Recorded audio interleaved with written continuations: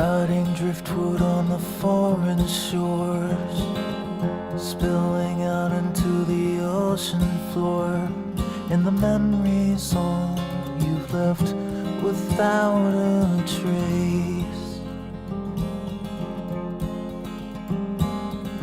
Paralyzed with the thoughts receding, current sweeps you with the silent bleeding through the heart into the darkest place.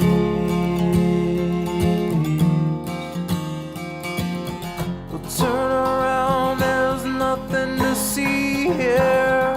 Run away, no reason to be here. It's the ghost who never goes away.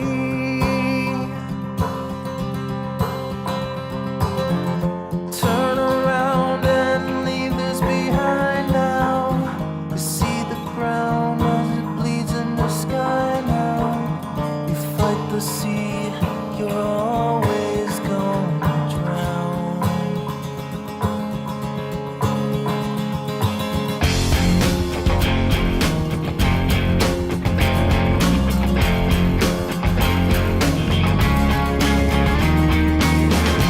All the secrets that you're holding, all the memories you hide, all the frail thoughts that echo in the corners of your mind, they won't even last a moment. They will soon be swept away when the ocean takes you in its arms and carries you away.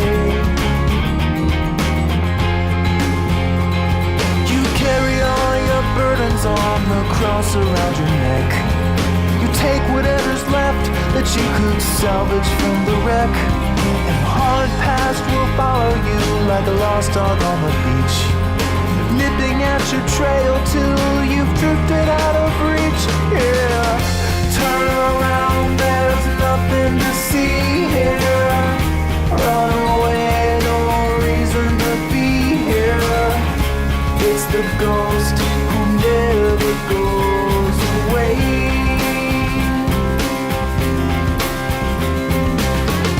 Turn around and leave this behind now. See the ground as it bleeds to the sky now. You fight the sea, you're always gonna drown. In the broken line horizon, in the castles made of sand, you tried to hold it in your hands, you tried to understand it.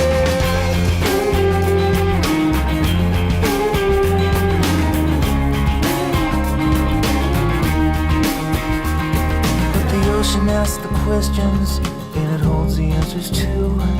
It dissolves away the lies about the things you thought you knew.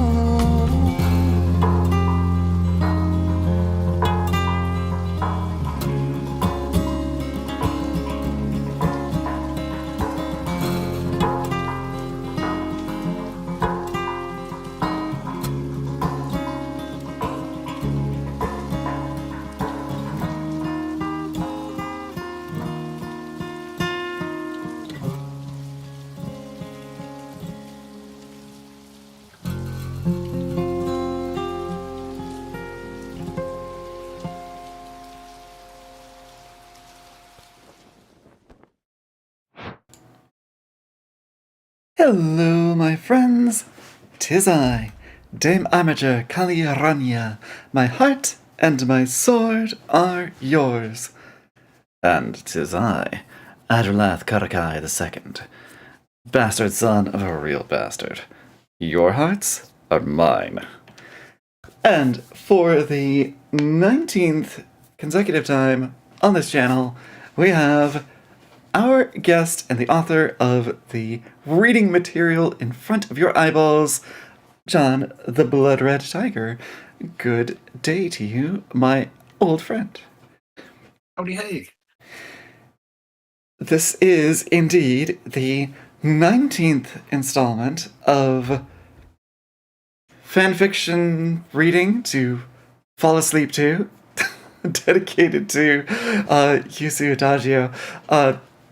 I don't think Yuzu was going to make it today, but she's been telling me that it is now her habit, her like routine to put on Sunnydale Imp at bedtime, like just to to doze off to. I think that's pretty adorable, of course. But Not all sure how to take that. it has less to do with the nature of your writing than it does with the quality of my voice, I think. But I already have a reputation of being sort of like a gentle and calming voice for the streaming. Well, I've put people to sleep on past occasions. So, like, there are a couple of times that I did like guided meditation kind of bits in the middle of a stream or as the stream in itself, and yeah, that was it knocked people out pretty good. But anyway. Okay, before I get into the recap of the week and that kind of chit-chat stuff, I have an important linguistic question for you and for anyone in the chat who can weigh in. So you're talking about a character like Esh over there, kind of tall and solidly built, right? You say she's built like a brick or built like a something. Well, how do you complete that phrase? Well, built like a brick shithouse. There you go. Okay. So yeah, built like a brick shithouse. Right. That is what that's like the way I always heard it. That's the way that my wife always says it. I mentioned that in a... Oh, no. I guess to step back a step, I was watching a YouTube video that was just like a compilation of memes. Like, I've been... I binged a bunch of Deltarune and Undertale related YouTube content recently, so my YouTube recommendations are all full of these silly meme compilations of Deltarune stuff. And one of them had the character referring to Susie, who is the built like a brick shithouse character in that game, but just said it built like a brick. It's just like, built like a brick? Wait, bricks aren't even built. What are you talking about? Brick built out of. Yeah, you build things out of bricks. Bricks are not themselves built.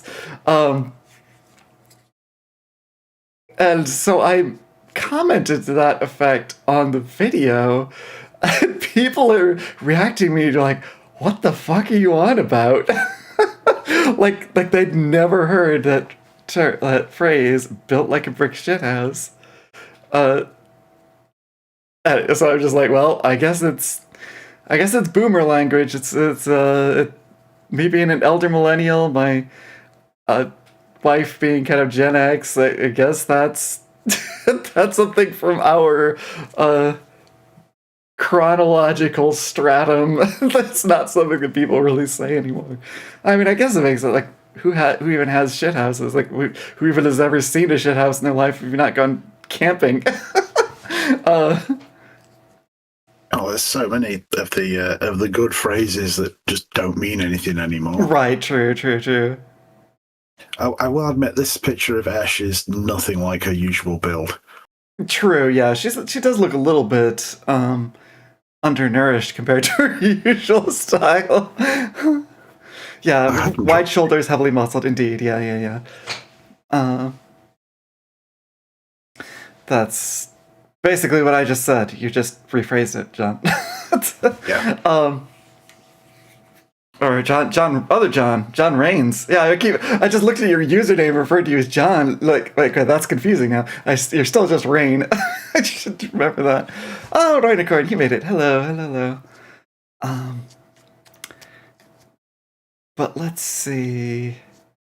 Right, okay. So that I feel a little better. It's not just my wife who says that. Other people of our age, at least, will tend to say, brick shit house. Anyway, I didn't know if it was other countries. I'd always assumed it was just a UK thing. oh, I mean, I guess that's also possible because So many moth. phrases that just have shit in for no reason. Uh, Sticks like shit to a blanket. Oh, he was really fast, like shit off a shovel. that's awesome. I I'm guess so that's frustrated. It's like kicking shit uphill. It's just just all this. You're just very scatological over there in the UK. Uh, uh,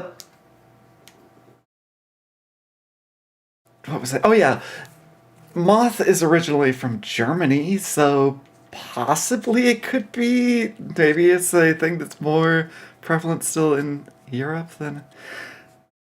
Because then, like, her family in the States would have continued saying that, I would guess. Built like a brick is usually in comparison to built like an hourglass. Ah, okay, okay. Okay, I could see that. oh, Right. got a Coke bottle figure. And they go, ooh, you go, yeah, 3 litre size. Okay. Interesting. So it's possible that there are two different phrases that have etymologically and slightly diverged. So there's two subtle different things that you could say with off that starting phrase. Okay. Possibly.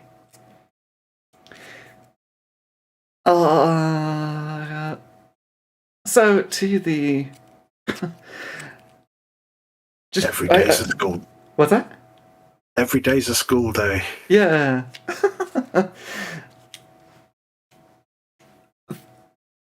my my week has been a little bit rough. Like we said goodbye to our kitty cat of like our 15, 16-year-old cat. We'd gotten her shortly after my girlfriend at the time, wife now, moved in with me. But yeah, she finally reached her end. So that's something that I've been kind of grappling with, and then it's just in general the fact of it being really the getting into the depth of winter now. It's finally decided to get cold here. It's snowing. It's gloomy all the time. So I've been kind of struggling to keep my head up for all those various reasons. Oh, Renicord, the it wasn't any like question necessarily though. If you want to weigh in on, do folks around you use the turn of phrase built like a brick shithouse to refer to someone with, as Rain puts it, wide shoulders and heavily muscled? Like big square people. Because I learned that phrase from my wife. She's originally from Germany, but it's could easily have been something more that she picked up in the States too. Because she wouldn't have really spoken English most of the time in Germany, I don't think. She learned it over there, but it was not her primary language until age 18 when she came here.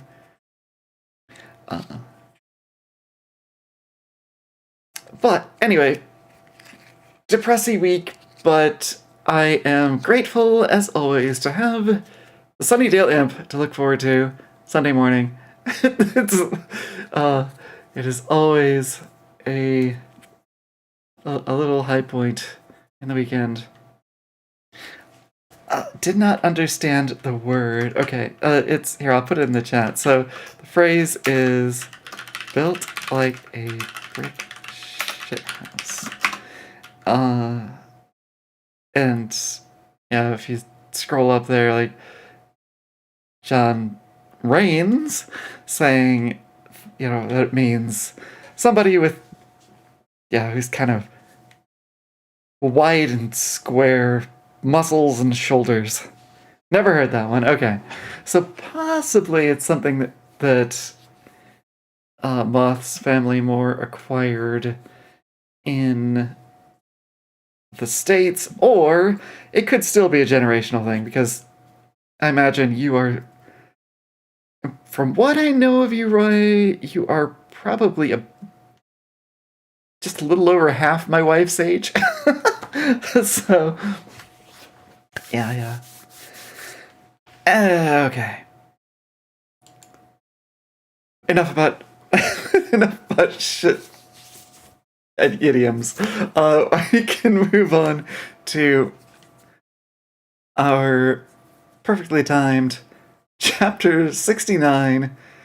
Built like a wardrobe. Interesting. That's cute, actually. Again, another one like who owns a wardrobe anymore? But Got a lot of bookcases. Bookcases, yeah. Loads of bookcases. Alright, chapter 69 is That's Not Fair. Oh, sorry, what was that?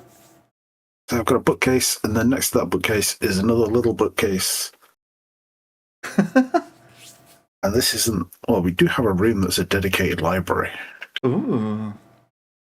But, well, it was a dedicated library. Now it's a dedicated sort of like shit tip where everything goes room. Yeah, as... Full bookcases, full of books. As but we can't the get them. tendency of household entropy is... Oh, I need to find that book. I need a team of Sherpas.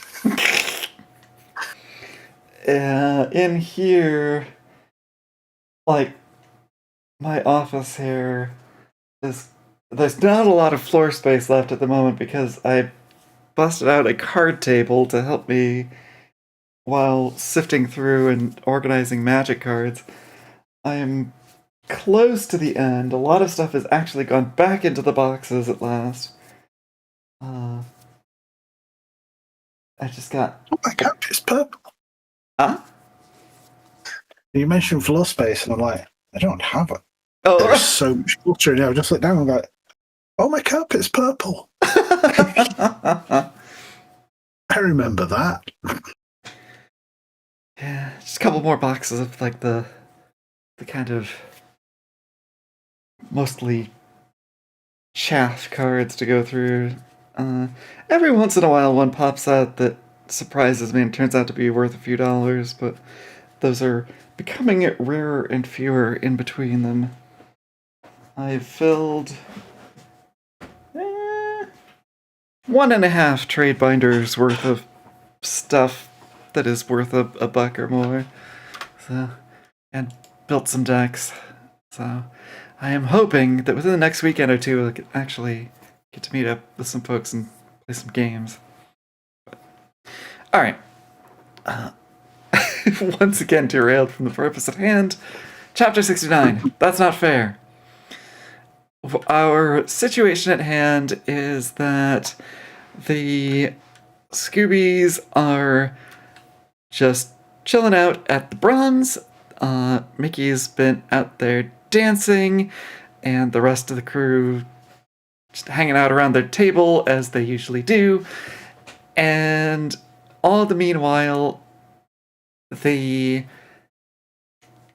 trio of insectile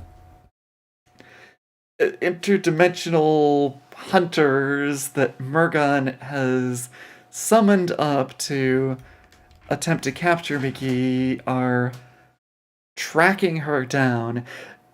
The hunters seem unlikely to attempt a capture at this point. They have pretty well signaled their lethal intent, which is disappointing to Murgon, but he's like, well, they're here. It's not like I can tell them to go home now. I guess we're just gonna have to play this out as it goes. And maybe at least he'll get some more bits and pieces to sell or something. Maybe Mickey will win. Well, I mean, maybe. I don't know. She doesn't have a great track record on that. Wait, no. This has been a story about Mickey getting her ass kicked up and down the block for 69 chapters. Right? That'd be a very different story. That'd be the story that I would write, probably. Well, no, not quite. But, alright. Mickey sat at the Scooby's table, but even perched on a tall stool, she couldn't see the dance floor properly. Xander noticed her sitting up extra tall. What you looking for? Just admiring my handiwork. I got the boys and girls all dancing together, and it looks like they're having fun. Buffy slid a white mug across the table. Here, I got you a hot chocolate, although it's less of a hot now. Xander smirked. And it wasn't overloaded with the chocolate to begin with. Mickey grabbed the mug and took a sip. Her eyes lit up. Oh, it's nice though. Thank you. She's not normally allowed to have things like chocolate, sugar. So, another clandestine treat while Jack is not there to chaperone. Willow sipped her own drink before asking, how come you wanted everybody dancing, anyway? It's not magic, is it? No, I just wanted to blow off some steam. And I didn't want to be the only one going nuts on the dance floor. You know how it is. Willow nodded. She would literally die of embarrassment. I, officially approve of your steam blowing options. Buffy shrugged. I usually blow off steam by slaying something. Mickey shook her head. I don't go looking for trouble unless I'm angry. Jack doesn't like me picking fights for no reason. The Slayer blinked. Didn't you, completely annihilate Willie's bar? 2 days ago? Yeah, but I was angry, protested the imp. When you're angry, sometimes the best thing to do is go smush some bad guys. Get it out of your system. Never mind that is literally one of the main, definitions of the phrase blow off some steam. The steam is that you're steamed, you're angry, right? But Xander leaned back. Most people use computer games for that. Or sports. He noticed the dirty looks he was getting and quickly amended. Okay, most boys do. I have no idea what girls do. We talk about boys, drawled Buffy. Behind your back. While eating ice cream, added Willow. Xander stared. Really? Well, not me so much, replied Buffy. I kinda agree with Mickey on the smushy thing. Mickey followed the conversation with wide eyes. I like ice cream.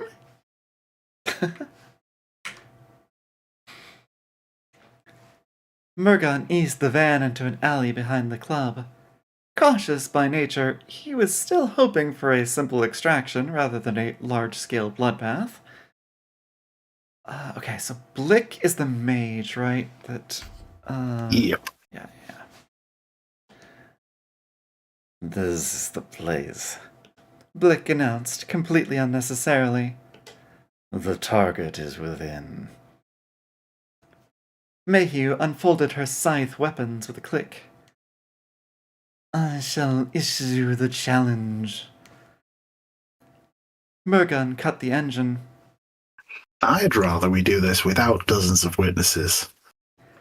Grux made a peculiar rumbling sound that could have been laughter. Mayhew smiled. There will be no witnesses. What, you can turn invisible or something? Blick offered. She means to kill all. No witnesses. Yeah, no, not happening. You three stay here. I'll go in and let her out. Let's keep it quiet if we can, huh? Murgon took a moment to double-check his human guise was perfectly in place. He was still irritated by the Trine's unprofessional behavior, and it would be bad if his eyes were to suddenly start glowing inside the club. He forced his demonic power deep down so it wouldn't be visible in the club's dimly lit areas. It would take him a few precious moments to recall the power if he needed it, but he couldn't afford any slip-ups. He'd told the Trine he was going to do this without any collateral damage, and he'd be thrice damned before letting them laugh at his failure. He took a deep breath, feeling centered and calm, then walked around the corner, nodded to the bouncer, and stepped inside. It was busy and crowded and loud. He cursed quietly. The girl could be completely surrounded by much taller kids, like a predator lurking in long grass. How am I supposed to spot an imp in this crowd? He quickly spotted the stairs and reasoned that a better vantage point would help. His finely tuned demonic senses would have picked out her infernal power and led him right to her, but with them tamped down for stealth, he was forced to do things the human way. Then again, he could always fall back on his charm. He strolled over to the bar and waved to catch the barman's eye. Hi, I'm looking for my daughter. Little thing, black hair, about yay high. The guy smirked and nodded. Yeah, she's here. He pointed over to a seating area on the far side of the room. Murgon thanked the man and smiled to himself. Now he just had to let the girl see him and follow him out of the building. He'd lead her around the back, where the Trine would be waiting to beat her into submission. Huh? Oh, punchy direct gesture. Okay, that wasn't a hand signal meant to get my attention so much as just like, punchy times. Okay. Chat can't see that. I have a little webcam window up so that if John needs to interrupt me for something, he can he can put up a little card or wave at me or whatever. But and there he just made like a punching one fist into the other motion, which made me think that it, because I was just seeing it out of the corner of my eye, it took me a moment to recognize what it was. And anyway, carry on. The demon broker took his time weaving through the throng toward his target. He wanted to make sure he spotted the girl before she saw him, and that wouldn't happen if he stumbled into her like an idiot. He spotted her perched at a high table, waving her hands and talking animatedly. He paused and blinked at the surreal sight of a horned, winged devil girl sitting in the middle of all this humanity, and none of them any the wiser. It was extraordinary, even for Sunnydale.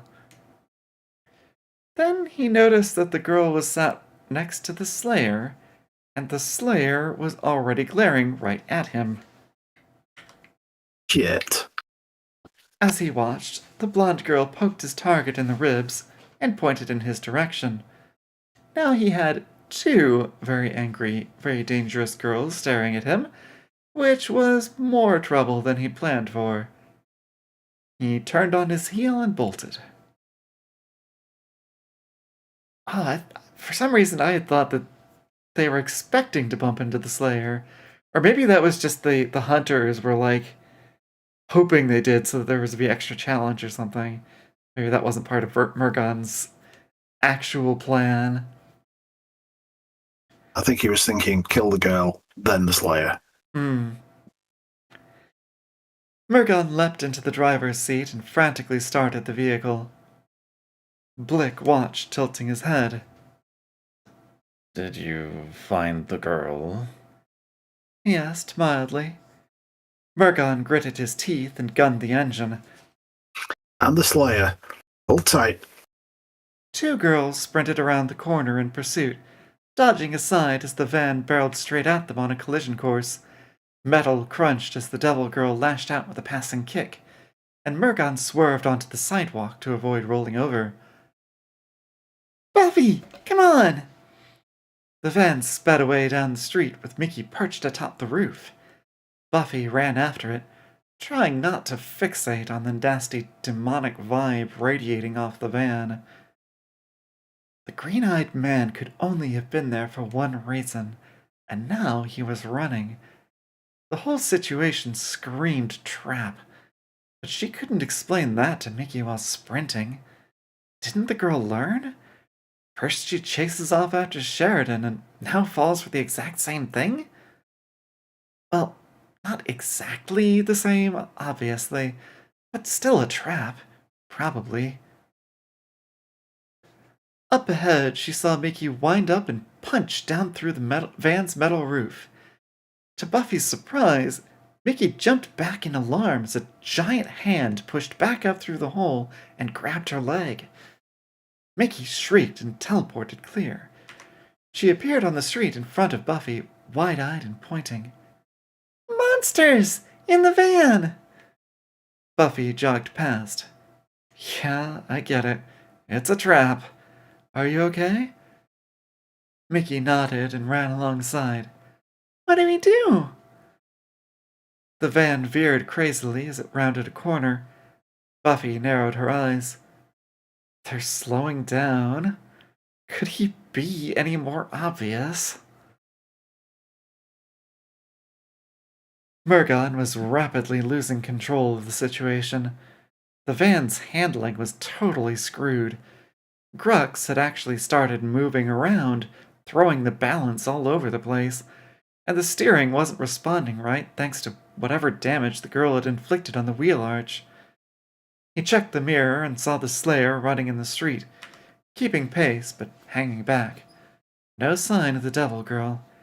He glanced at the other mirror and calling out. "I've lost the girl. Is she on the roof again?"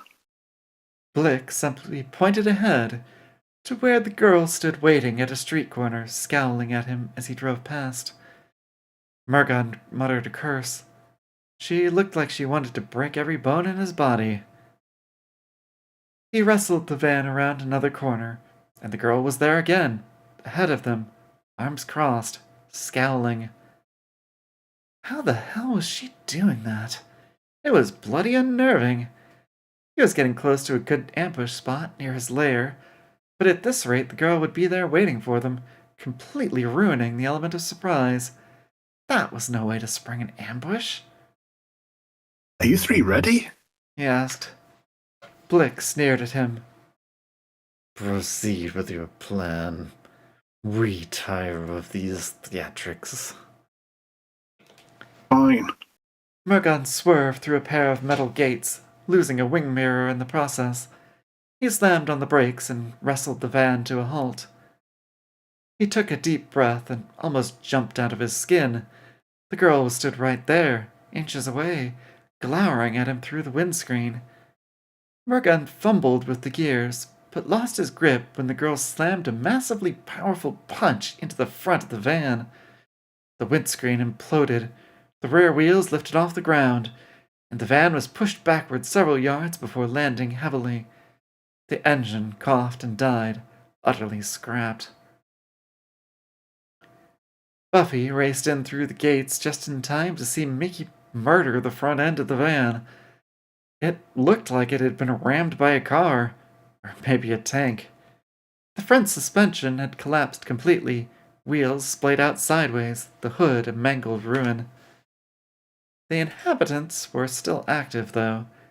The van rocked once, twice, something heavy moving around inside. Buffy braced herself. Big didn't necessarily mean tough, and Mickey was apparently hitting like a wrecking ball tonight. This should be quick, she thought. The van doors slammed open then, and a massive form burst into view. Dark green, roughly humanoid, and covered head to toe in glossy, organic-looking armor. The van groaned as the creature jumped out. A second figure slipped out beside the first. This one was human-sized, obviously female despite the hooded cloak. She held a pair of curved sticks, which flicked out into serrated scythe blades. A third figure pushed open the passenger's door and floated out. This one was male, ugly, and heavily robed. He had a whole arcane glowy theme going on, mainly around the eyes and hands. This was very much not of the good. Mickey appeared at Buffy's side, fists clenched and ready. She changed into her mini soldier outfit, with the forearm plates and the jaunty beret. She nodded toward the group. See? Monsters! Let's just make this quick. Think you can take the big one? Sure. Just then, the female demon flung back her cloak to reveal 2 pairs of glittering insect wings that blurred into motion with a deep thrumming buzz. The girls stared as she leapt into the air and hovered above her comrades. No! Mickey shrieked, outraged. That's not fair! She spread her own wings and launched herself upward at the bug woman. Buffy blinked in shocked horror as the imp took off, leaving her to face the giant and the wizard by herself. Wait, Mickey can fly now? When did that happen? The imp lunged upward and hammered the winged woman with a pair of heavy punches, but all they did was drive her higher into the air. The blows had no real effect. The woman was ready for Mickey's follow-up attacks, and the imp was immediately on the defensive, using her armored bracers to block and deflect a flurry of sword strikes. She managed to deflect both weapons, knocking them up over her head so she could sneak under the guard to deliver a vicious kick into the woman's gut. The woman hissed and darted back out of range, wings buzzing. Mickey's hits aren't landing right. They're not doing anything. There was no time to stand around watching. The magic hands guy flung a bolt of fizzing yellow energy at Buffy, keeping her distracted while the big guy charged her way. She sidestepped the magic bolt and ran for higher ground.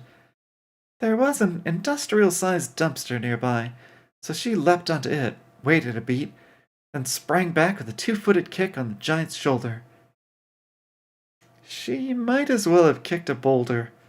The big green thing barely budged, and Buffy bounced clear as it flailed a huge arm at her.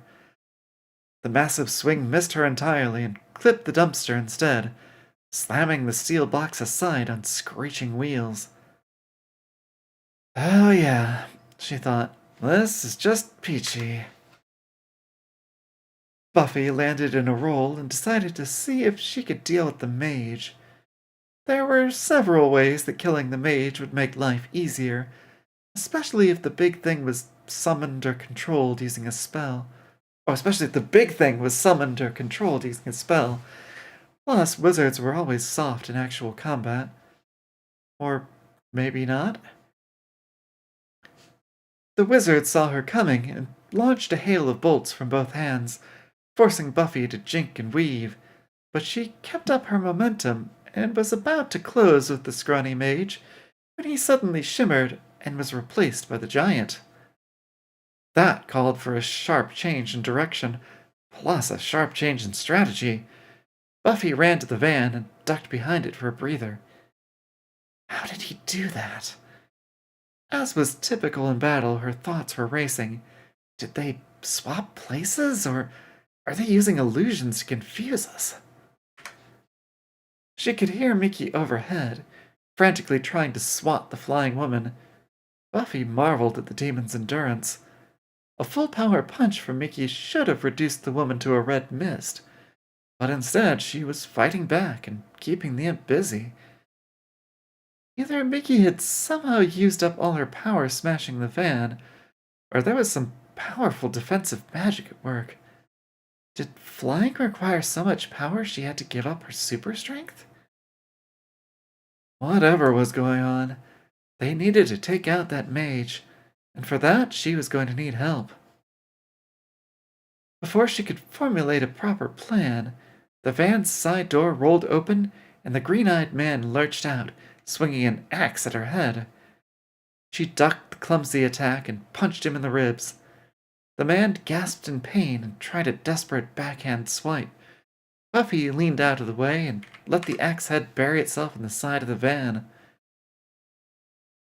Buffy took in the man's disheveled appearance, noticing the blood running down his face. He, at least, had the decency to look like he'd been in a traffic accident. "Nice head wound," she drawled. "Is it impairing your balance, or do you always suck?" He jerked on the axe handle, spitting blood and curses as he tried to free it. Buffy jumped into the van to see if there were any more weapons in there. There wasn't. Buffy was stuck with her wooden stake, a knife, and a backup stake. What are the odds the big guy is magically vulnerable to sharp wooden objects? Slim to none? Something struck the van, and Buffy clutched the doorframe for support. Outside, the green-eyed man finally recovered his axe and glared at her, his freakish eyes blazing with hatred. A second impact struck the van, louder and harder this time, and Buffy was knocked off her feet. Glass exploded, and the front end of the van scooted around, smashing the green-eyed demon to the ground. Buffy grumbled. She needed a weapon and a plan, in that order. More ringing blows struck against the side of the van, plus the screech of metal on metal. Buffy jumped up through the back doors to see what was happening. Mickey was struggling, and it was getting on her nerves. She was burning tons of power, and it wasn't gaining her anything. The bug lady was super fast with those weird blades. Fast enough that Mickey had to enhance her own speed to keep blocking. She was also boosting her strength at key moments, but even so, her best blows didn't seem to be doing any actual damage. Combined with the power she was expending to make herself fly, Mickey couldn't keep going like this. She needed a new plan. Fast. I don't know. Maybe the two of you could try some teamwork? Didn't Jack teach you any of that? Alright, quick hydration break, and then on to chapter 70.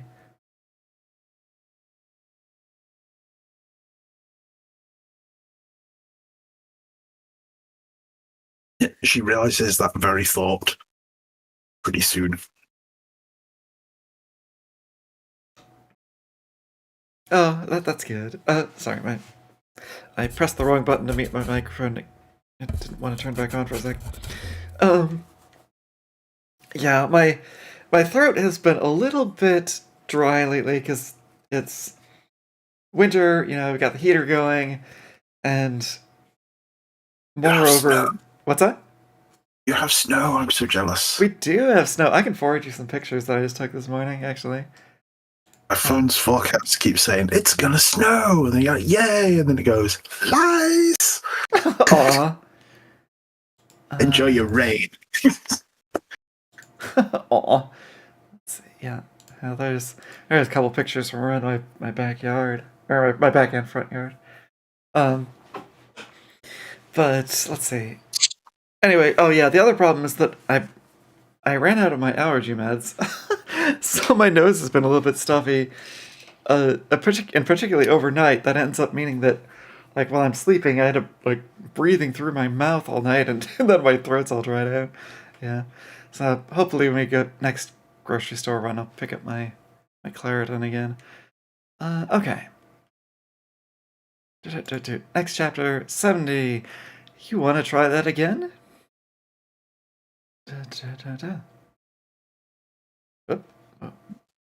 Now I know what that line is. Xander ran back inside the bronze, where he found Willow nervously wringing her hands.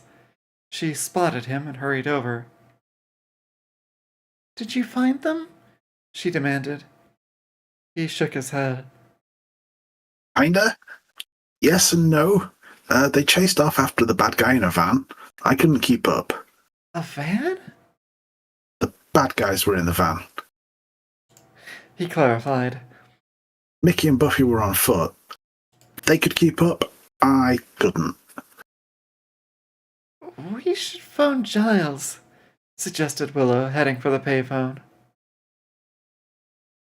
Yeah. He agreed, falling into step. They weren't exactly burning rubber. This is most definitely a trap. Okay, oops, I had accidentally shuffled my windows around and lost the chat for a bit, so... Weakness to wood is an actual thing, though rare. Materials they can think of that certain creatures are weak to. Silver, iron, wood, ivory, gold, urine, water, hair. Okay.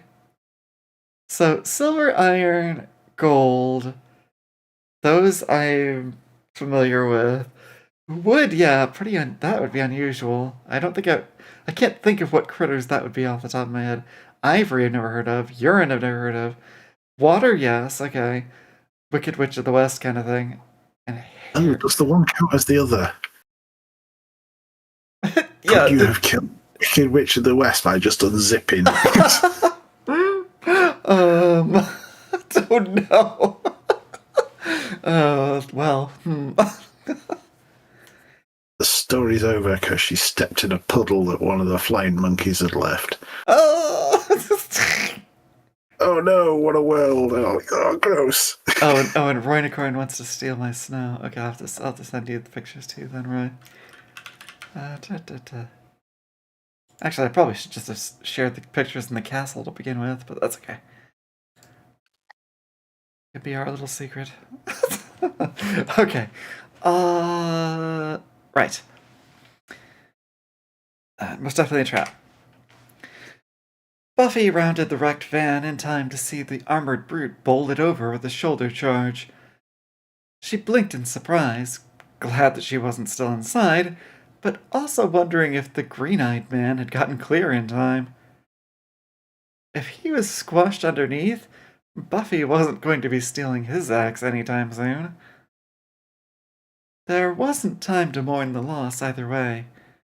The wizard spotted her and screeched an alien-sounding command to the big guy. Buffy ducked away, dodging magical acid shots as she ran. She had an idea.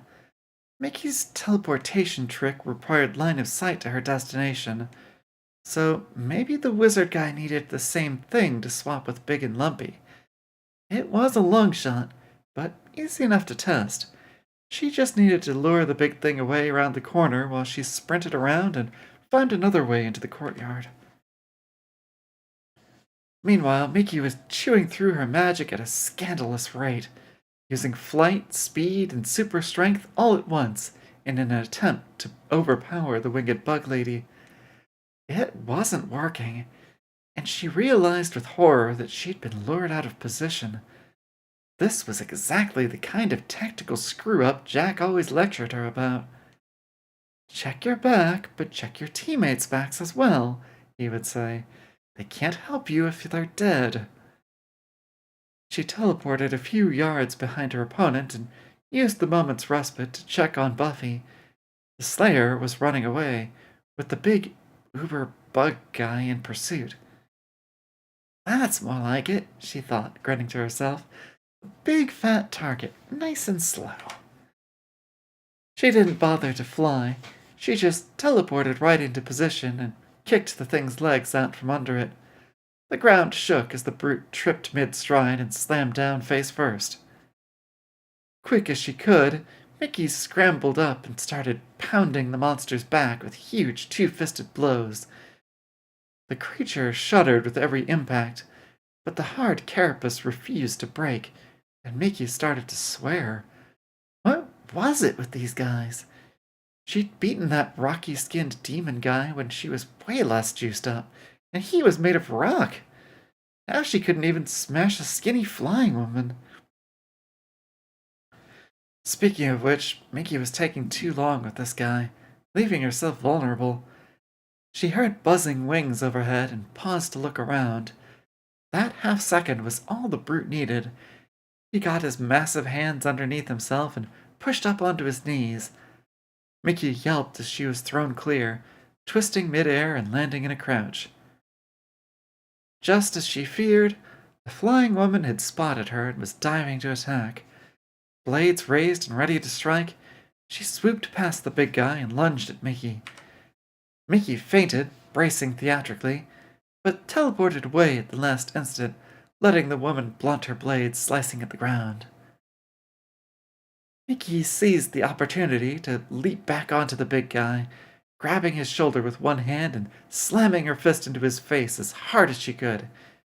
He rocked a little, took a half step back, but the result was far from satisfactory, and Mickey growled in frustration. Figuring maybe he was specifically impervious to impacts, she put a boot against his ribs and tried tugging on the shoulder plate in case it could be pulled off. Nope, not a chance. The big thing turned its blank, featureless head toward her, then raised a huge hand to swat her like a fly.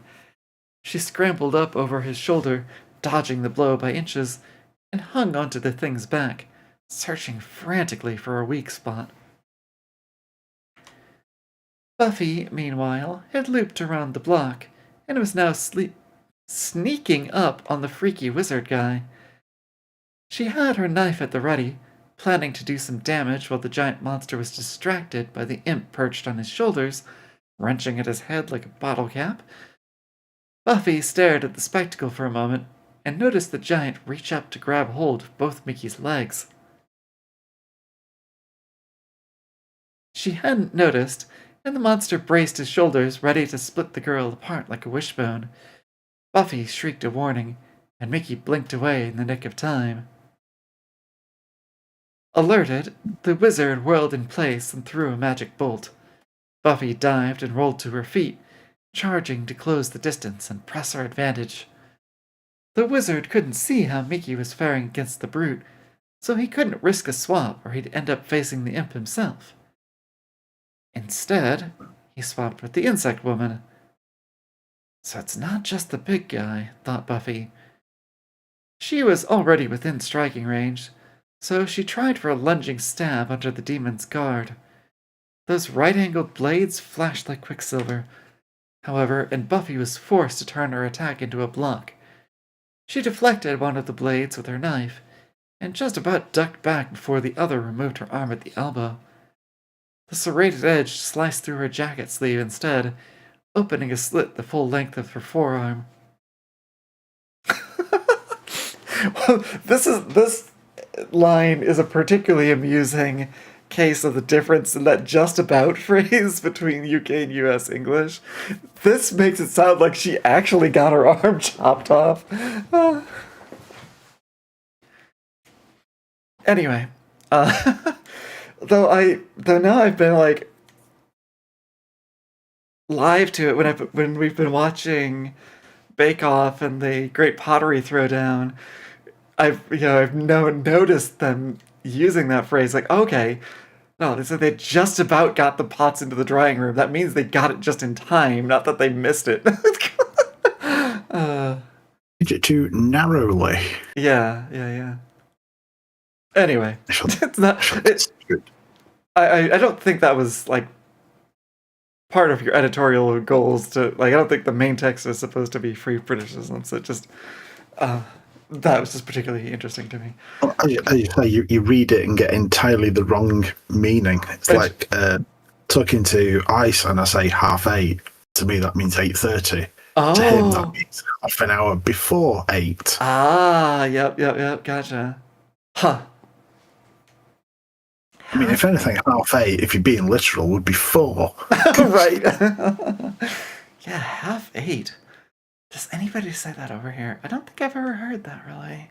8:30. We just take out the half past, because you... Oh, yeah. Oh, it's 8:30. It's half an hour past 8, so it's right, short. Yeah, so short. Yeah, and then next you just start saying 8. What do you half of 8, or half a day prior to 8 o'clock? It's 8:30, and you know what we mean, so we don't need all the words. Right, and then right. Doesn't know what you mean. Like, oh, okay. Alas, yeah. Okay, so you've gotten to the point where it's at least ambiguous in some contexts. Yeah, cut it any further, you can like, 8. That would be like, but then past that, it's just like, no, you're just saying it's 8. 8:30 here means 7:30. Okay, so you're in the same linguistic thing. glob as ice cream.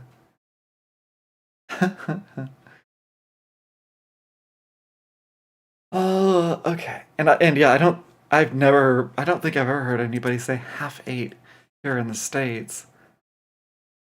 It's one of the places where we actually do tend to be more verbose.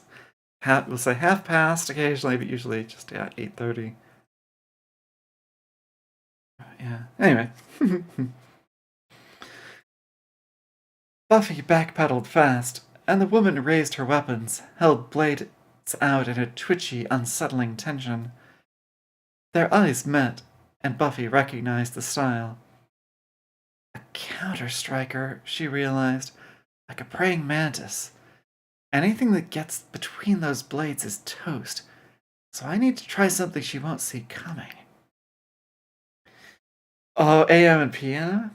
Is it just that we're on 12-hour clock, or is there something else that's odd about AM PM? The woman took a step forward, and Buffy sprang sideways. In a single fluid motion, she scooped up a chunk of loose concrete from the ground, pivoting neatly and hurling it like a fastball. The woman's hands were full, so she couldn't catch the thing. And even her bug-like speed couldn't dodge the rock approaching at nearly 100 miles per hour. Instead, her hard-wired reflexes attacked the rock, deflecting it slightly so it struck her in the shoulder instead of hitting her square in the chest. She was spun around by the impact, but quickly snapped back, amber eyes blazing angrily. Oh yeah, 18. I have been trying to coach myself to use 24-hour time more consistently. Because obviously, growing up in the States, I always did AM and PM, but I agree with you that it makes more sense. It works better overall just to give up on the whole. Wait, is noon? Is 12 o'clock? Yeah, which side side of AM and PM is 12? It's the weirdness that happens with that. So yeah, but I still fumble it sometimes. Yeah, the other day I was trying to figure out when something was, and I was off by 2 hours because I wasn't counting my wasn't translating AM PM correctly from 24-hour time, because it's just very old hardwired synaptic pathways there, old habits of mind that are tricky to unlearn.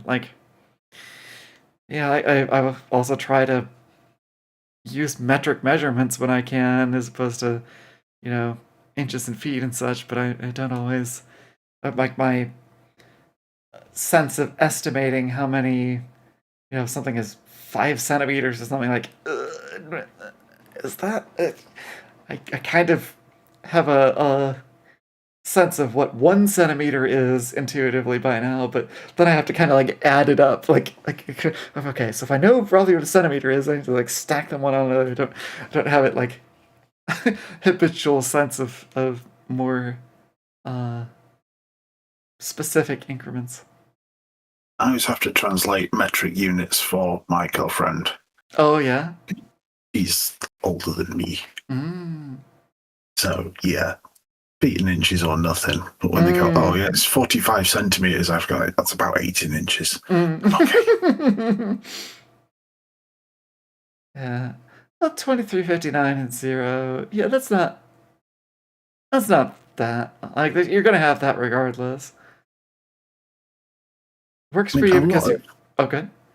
12-hour clock, a lot of it is context. Yeah. Oh, okay, we're going out later for a meal. What time shall we meet up? 7. What, in the morning? Are you mad? No. Right. If we're at schedule as getting off work at noon on weekdays, okay. So your sort of free time begins. It's the start of PM. Gotcha. Yeah. Roy. Why do you star dates if you want metric time? Yeah, 60/60 24/7. That is pretty weird. Yeah. Whenever I'm inventing a calendar for a fantasy setting or something, I always want to make it much more tidy than Gregorian. Like, okay, now we have 10 months of 40 days, or something like that. You gotta make it all nice and even. I'm like, yes, this is the way it ought to be. Futurama had Zap Brannigan's sort of star dating a non-star date at one point. He's like, Captain's log, April 23rd. Point 2. Yeah. Are there metric units of time? Like, are there no, like everything is no, we do the bizarre working backward where we sort of have an idea of what a second is, and then we went looking in nature for the vibrational period of a particular isotope to say, okay, yeah, that's a second. There you go. I just like the word for base 60. Base 60? Was that? Sexagesimal. Sexagesimal. Yeah. That is a good word. Yeah, that would be another thing. Yeah, there'd be a lot cooler stuff we could do with numbers if we were on like a base 12 or base 16 than the base 10 to begin with. We just need more fingers so that we would we would intuitively go to a base 12 or something. Oh yeah, that Exalted calendar is one that is like that. Every month, 5 weeks, 5 days, 25-hour day. They do actually have a sort of a leap year thing too, though. Like after the main months, there's calibration, which is weird, and it lasts like 3 days or 7 days. It's something that does break the pattern a bit. I mean, yes, you can count way past 10 on your fingers, like, but that's not the point, right? It's not you can do such a thing. It's the sort of easy baseline that people will sort of do without training. Okay, no, it is 5 days. Okay, but it's 5 extra days that don't fit into a month calibration, yeah. That sort of thing with an astronaut and an alien, there's 4 rocks, and the alien goes, there are 10 rocks. He's like, oh, wait, no, I see what's happening here. You're using base 4. We use base 10. Right. Like, no, we use base 10. What's a 4? 1, 2, 3, 10. We use base 10. Just our 10, it's got less numbers in it than your Right. 10. Everyone uses base 10. That's what a base is.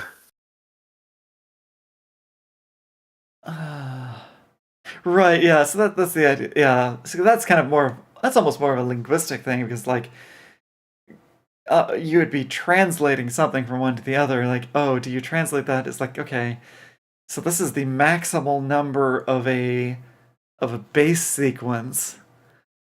Do you just call that 10? No, well, no. Or do you just in hex, 1, 2, 3, 4, 5, 6, 7, 9, A, B, C, D, E, F, 10. Yeah. You don't call A 10. True.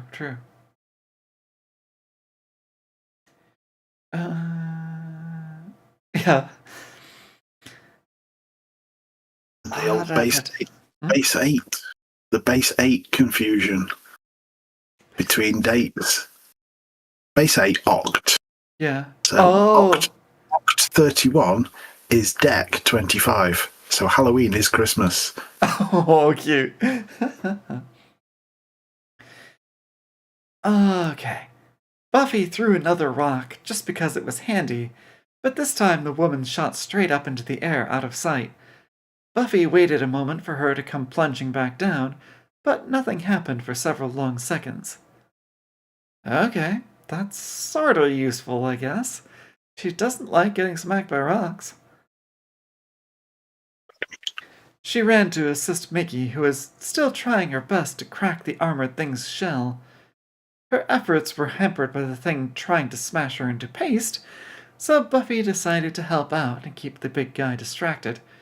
She couldn't stay in one place for too long, but hopefully Mickey could find a way to hurt the thing. Blick, having swapped positions with Mayhew, was floating gently down from a considerable height. Mayhew was already back in the air, regrouping after failing to kill the Slayer, leaving both targets free to engage with Grux. Not that they could ever hope to succeed. The mighty champion was the source of their shared invulnerability, the root of a magical pact that made the Trine utterly unstoppable. They each brought their own special immunities and shared them with the group. Mayhew could not be held, bound, or restrained. Blick himself was innately impervious to spells and poisons. They had traveled the realms, collecting new specific immunities as payment, and layering them upon their shared enchantment. They could not be suffocated, displaced, time-locked, or mentally coerced. The devil girl, Makisha, was an avatar of disobedience, and with her understanding, Blick would achieve the ultimate immunity. He would immunize the Trine against magically binding contracts, and they would finally be free. Not free of each other, but free of the Valnite hive queens and their pointless bickering. The Trine would be free to act of their own volition, even to strike against the queens and establish their own rule, finally realizing the dream they had shared since the day of their forced merging. So close now. All that stood in their way was one girl. Blick raised his hands and readied his magic. The targets were beyond the effective range of his acid bolts, but they could still feel his sting. Something hit Mickey's armor with a wet smack, and it started to sizzle. It smelled like acid, but it tingled like magic, and was eating the paint off her shoulder plate. She scowled, rolled her shoulder, and ignored it. The giant bug guy's slippery green hide was completely unsmashable, and even the gaps just revealed more armor underneath. Mickey hung on grimly as the giant made another attempt to flatten Buffy with ponderous overhand blows. The Slayer was keeping him busy while Mickey searched for a weakness, but so far nothing seemed to be working. I can't find... Wait a minute, is this Mickey or is... This is Mickey, okay. I can't find anything back here. It's all just more armor, she yelled. He's like some giant unstoppable bug juggernaut. A buggernaut. Buffy smirked, and Mickey grinned back. She wished Jack were here. The wolf always knew what to do with stuff like this, even if sometimes his advice was to run away. He wouldn't stick around and struggle like this. He'd have zapped them with his lightning, or used his mental stunning trick, or just shot them in the face. Ooh, wait. Mickey owned a gun. She had it on her belt, in fact, right now. She grabbed it off her belt and pushed the hurty end up against the base of the giant's neck, before firing a few shots. The bangs were loud, and the creature made some grumbly noises in response. But there was no blood, no death spasm. Mickey groaned. Buffy stepped back, looking up with an expression of dismay. I could have told you that wouldn't work, she yelled. Guns don't work on demons. They're not demons, Mickey snapped. They're just monsters. Buffy ducked a huge punch and snapped a kick at the giant's elbow. Yeah, well, around here we call them demons. Mickey rolled her eyes and examined the gun instead. Okay, so this guy was super tough and bulletproof, but maybe it'd work better on one of the others. The giant finally clipped Buffy with a glancing blow that sent her sprawling, and raised an arm to smash her flat. Mickey crawled over and grabbed the arm, wrapping her legs around against his shoulder. She might not be able to hurt the monster, but she could still grapple him a bit to make things difficult. Or not?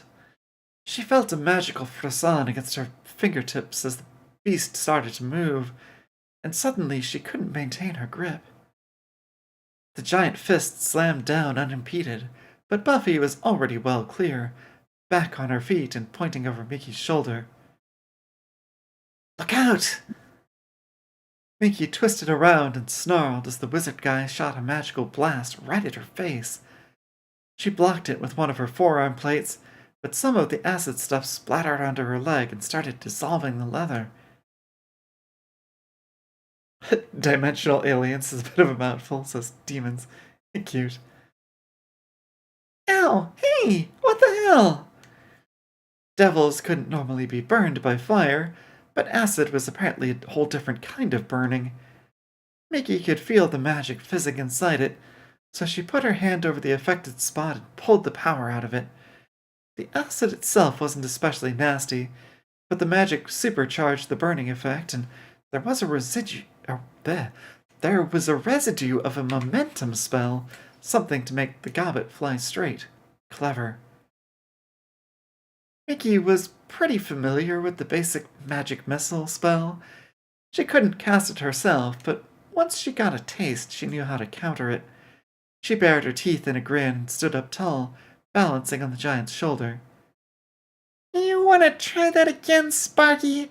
I'm going to rip your stupid wriggly beard out by the roots. She hopped down to the ground and began to advance angrily toward the floating menace, fists clenched, steps heavy. I'm beginning to wonder if this fight is also going to end with Mickey slurping away the invulnerability from somebody. That seems like the most likely route. Unless they're immune to slurping. As well, if they picked that one up. Well, with the previous conversation where it's like, oh, maybe she can find a weakness, I'm just thinking, I haven't tried urine. That's true. Damn, we haven't collected urine immunity yet. The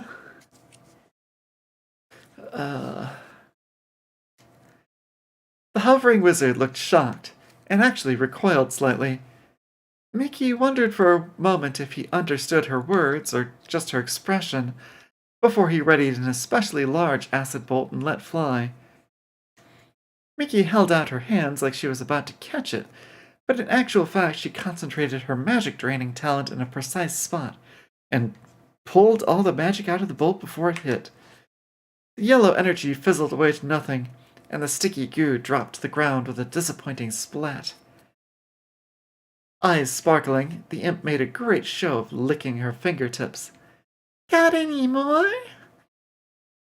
The wizard stared in horror, drifting slowly toward the ground as Mickey walked closer. He couldn't swap himself with the giant, or he'd find himself fighting Buffy, and he couldn't swap himself with the woman, presumably because she was up high somewhere in the sky out of sight. Mickey wasn't sure how that worked, but prepared herself to blip away. She broke into a run as the wizard got closer to the ground. A buzzing overhead told her the woman was back, and preparing for an attack run.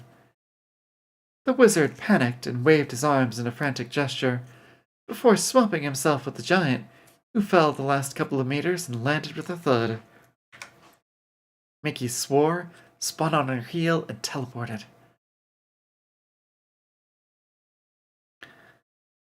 Buffy was leading the giant a merry dance while keeping a watchful eye on Mickey's challenge. It looked like the imp had learned to absorb the wizard's magic bolts. A welcome surprise for our side. In the corner of her eye, she spotted the female demon plunging to attack Mickey, but the wizard chose that moment to chicken out. Instead of testing his fighting skills against the furious imp, he swapped places with the big guy, putting himself right into Buffy's clutches, and left Mickey facing both the giant and the woman. Mickey twisted aside and vanished. The winged woman shrieked with frustration as she narrowly avoided crashing into her teammate. Buffy chuckled and focused on the wizard.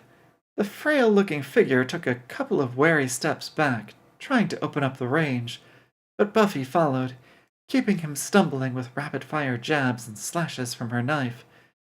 She was forcing him back, landing several good cuts, but aside from looking irritated, the wizard didn't seem to be taking any damage. His robe was in tatters, but she hadn't drawn blood. He probably had some kind of armor beneath the robe. She knocked his hand aside as he tried yet another magical attack, using the momentum to batter through his weak guard and ram her knife right into his gut as hard as she could. The wizard grunted, doubled over by the impact, but the blade skidded away without penetrating. Magic, she realized. They were all invulnerable somehow, not just the giant. This is impossible. We are so screwed. Okay.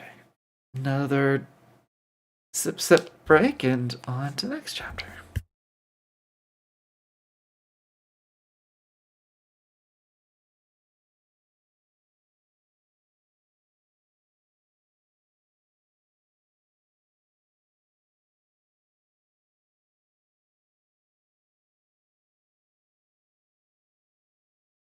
Okay. Chapter 71 is some kind of signal.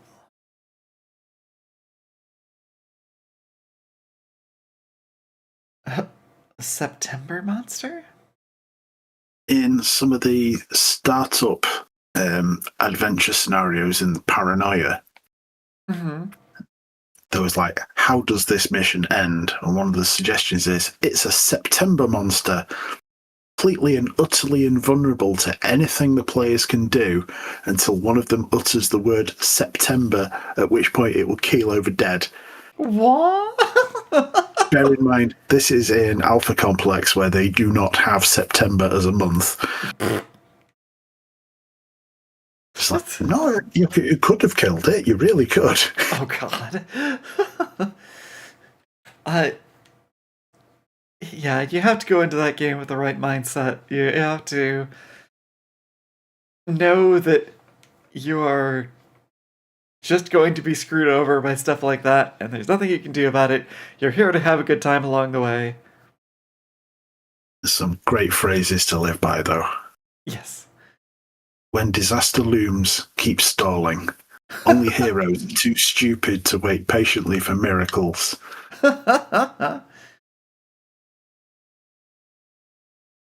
The entire game depends on the player ignoring what the character would do and metagame instead. Fair, yeah. I think my favorite part of it was the whole, like, all the secrets thing. Like, mutants are illegal, you're a mutant. Secret societies are illegal, you are a member of a secret society. Everybody was a mutant and a member of a secret society, and trying to, they gave you perks, but of course, if you take advantage of any of the perks, you're just outing yourself and you get executed and on to the next clone. Yeah. Well, the other thing is, you've been executed by a player. He's like, well, why did you shoot that guy? Oh, because he said these things which I happen to know are indicative of a secret society. Well, how do you know about this secret society?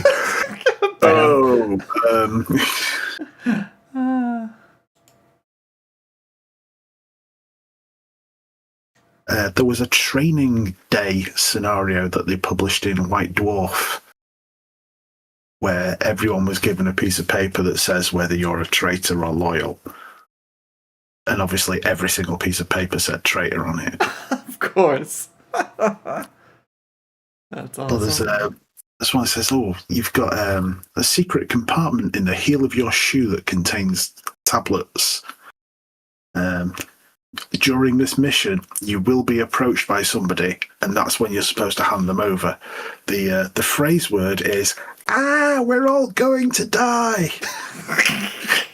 So if anybody suddenly screams that for some reason, then you go running over and go, here's the pills. It's like, what? Oh, right, there was a third thing. Right. It's also illegal to be a communist. You are a communist. Oh, yes. Yeah, that's right. I knew there were 3 of them. Mutant commie traitors.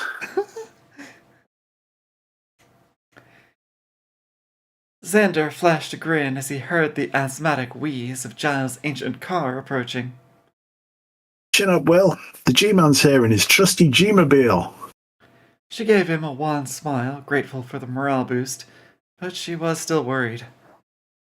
This is a good one. Xander grid faded a little. Oof. Not quite on the level of the one that I shall not mention, but still quite good. Xander grid. They're going to be fine. This isn't a rescue. This is just Scooby's not wanting to miss out on the action.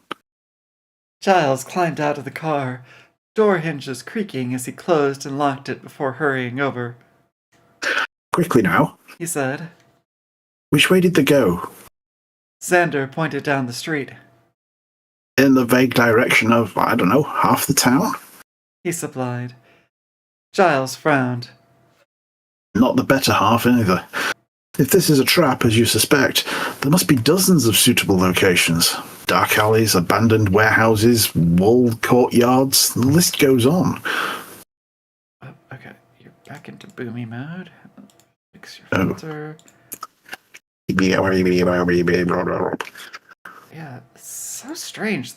It's like your it's like every once in a while your microphone just shakes the dust off. It's like, oh, I'm gonna be extra loud and clear now.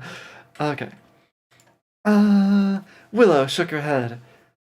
This guy already grabbed Mickey once and Buffy kicked his butt. Well, that's something more sinister than an ambush in a dark alley. I mean, it just wouldn't work. Mickey can see just fine in the dark. Xander nodded agreement. Mickey was yelling something about monsters in the van. I think they'll need to find a big open space somewhere. Giles sighed. Monsters? That's rather depressing. I'd rather hope the incident at the stadium would have significantly depleted the demon presence hereabouts. God, this is wordy. Well, it's Giles. I have a map in the car. We can look for suitable sites for a battle and check them in order. Well, we're just going to drive around town? Willow looked pained. Won't that take too long? Oops. Well, yes, more than likely. Buffy and Makisha will have dealt with whatever threat awaits them by the time we track them down. In the unlikely event that we're needed, however, I have swords, axes, and a sturdy crossbow. He turned to Xander. You didn't happen to catch a glimpse of these monsters Makisha mentioned? Nope. And she didn't say how many either. The van looked pretty heavily loaded, so I assume a van full? Maybe a dozen man-sized things? He hesitated. Or maybe one or two really big things. I'd assume at least two of whatever, because she said monsters. Unsurprisingly vague. If Buffy were here, we could drive around and use her new imp sensing power. Giles fixed him with a stern glare. And if Angel were here, I believe we could track the girl by scent. But Buffy is not here, and neither is Angel. He blinked then and glanced over at the club. At least I presume not. I imagine you'd have let him know by now if he were lurking inside the premises. Oh yeah, totally. The bronze is certified vampire-free, soul having a knot as of maybe 10 minutes ago. Willow knit her brows in a frown. You think he and Buffy would have arranged some kind of signal so we can get in touch with them or something? Like a light or a special trumpet, maybe. I don't know. I didn't think that through. Xander chuckled. He has an apartment somewhere, but I don't know where. Maybe we should just run around town shouting his name. Giles sighed. Just get in the car. I'll get the map. Mickey easily evaded the giant, sprinting back toward the insect wizard guy, who was now busy trying to defend himself against Buffy. He couldn't use his magic up close, and his fighting skills were no match for the Slayer. He was getting properly beaten up. Beaten, that is, but not broken. Despite Buffy's best efforts, the scrawny-looking bug man was still standing. Maybe something harder hitting would make a difference. Mickey used the distraction to teleport behind the wizard and grab a handful of his robes. She yanked him backward and he stumbled off balance as Buffy landed a solid kick on his midriff. Experiment time, thought Mickey. She pressed the end of her gun against the wizard's neck and fired a couple of shots. He twitched and shuddered, reeling slightly as she let go, But there was no explosion of blood, no messy decapitation, and Mickey groaned. "Aw, man." Buffy paused and threw her a theatrical shrug. "What are you doing?" "Don't give me that look," grumbled the imp. "It was worth testing." "Evidently not. You need to get out of here." Mickey shook her head. "I've got more ideas. Try not to get smushed." She avoided an argument by teleporting away and looked around for the flying woman. She had a sense of something now, a taste, a trail, something on the tip of her tongue, but like magical. A scent connecting the three bug people. And it wasn't just that they were all from the same place. It wasn't a residual thing, like the after effect of a portal or something. They had something active, a permanent link between the three of them. At least, that was Mickey's theory. She'd need to get closer to double check. She narrowed her eyes and listened, her sensitive ears easily picking out the bug lady's thrumming wings. She was way up high, watching the battle from a safe distance. Safe from Mickey's shooting, at any rate. Jack could probably have hit her from this range, but Mickey knew she wasn't a good shot, so she liked to use her gun right up close, where she could be sure of a hit. She also liked to be able to confirm the hit with her own eyes. It was frustrating to waste a load of bullets and then find out she hadn't hit anything. Mickey spread her wings, pulled in her magic, and launched into the air. The woman could fly, which meant she probably had experience fighting other flyers. By behaving like a normal flyer, Mickey could use that experience against her, forcing the woman to make assumptions and mistakes. Mickey had grown up around winged devils, and most of them couldn't teleport, so she knew all the nasty tricks favored by both kinds of flyers. Sure enough, the woman saw her coming and adjusted her own position ready to attack when Mickey got close. She was already in motion, building momentum to swing around the outside of Mickey's guard and strike from behind, going for her wings. Delicate, vulnerable, and hard to defend. It was a tricky move to pull off well, but the woman was super fast and swooped under, around, and over the imp's projected flight path, slashing down with both blades from a superior vantage point. Mickey wasn't there. She'd already pulled the same trick, teleporting up to a spot above and behind the bug lady. There was a split second of confusion as the woman realized she hadn't hit anything, and Mickey used that instant to fire several shots at the woman's back, aiming for the base of her wings. It was a terrible thing to inflict on a flyer, but Mickey wanted her dead anyway, and hey, she started it. The flickering wings buckled and flexed under the bullet impacts, but they annoyingly refused to break, and Mickey growled in irritation. They looked so thin and wispy. They should have been shredded. But the woman recovered her equilibrium far too quickly, spinning in the air and zooming upward to punish the imp. Mickey teleported again, this time grabbing hold of the woman's hood and yanking it back hard. The woman screeched and spun in the air, blindly slashing her blades in wide arcs. But Mickey was already clear, grinning at her opponent. "Frag out!" she yelled. Buffy was done fighting these guys. Her current goal was staying out of the giant's reach while dodging the wizard's acid bolts. She could manage the former quite easily, but the latter was providing more of a challenge than she liked. She had to keep her eyes on the wizard and track the giant by its heavy footsteps.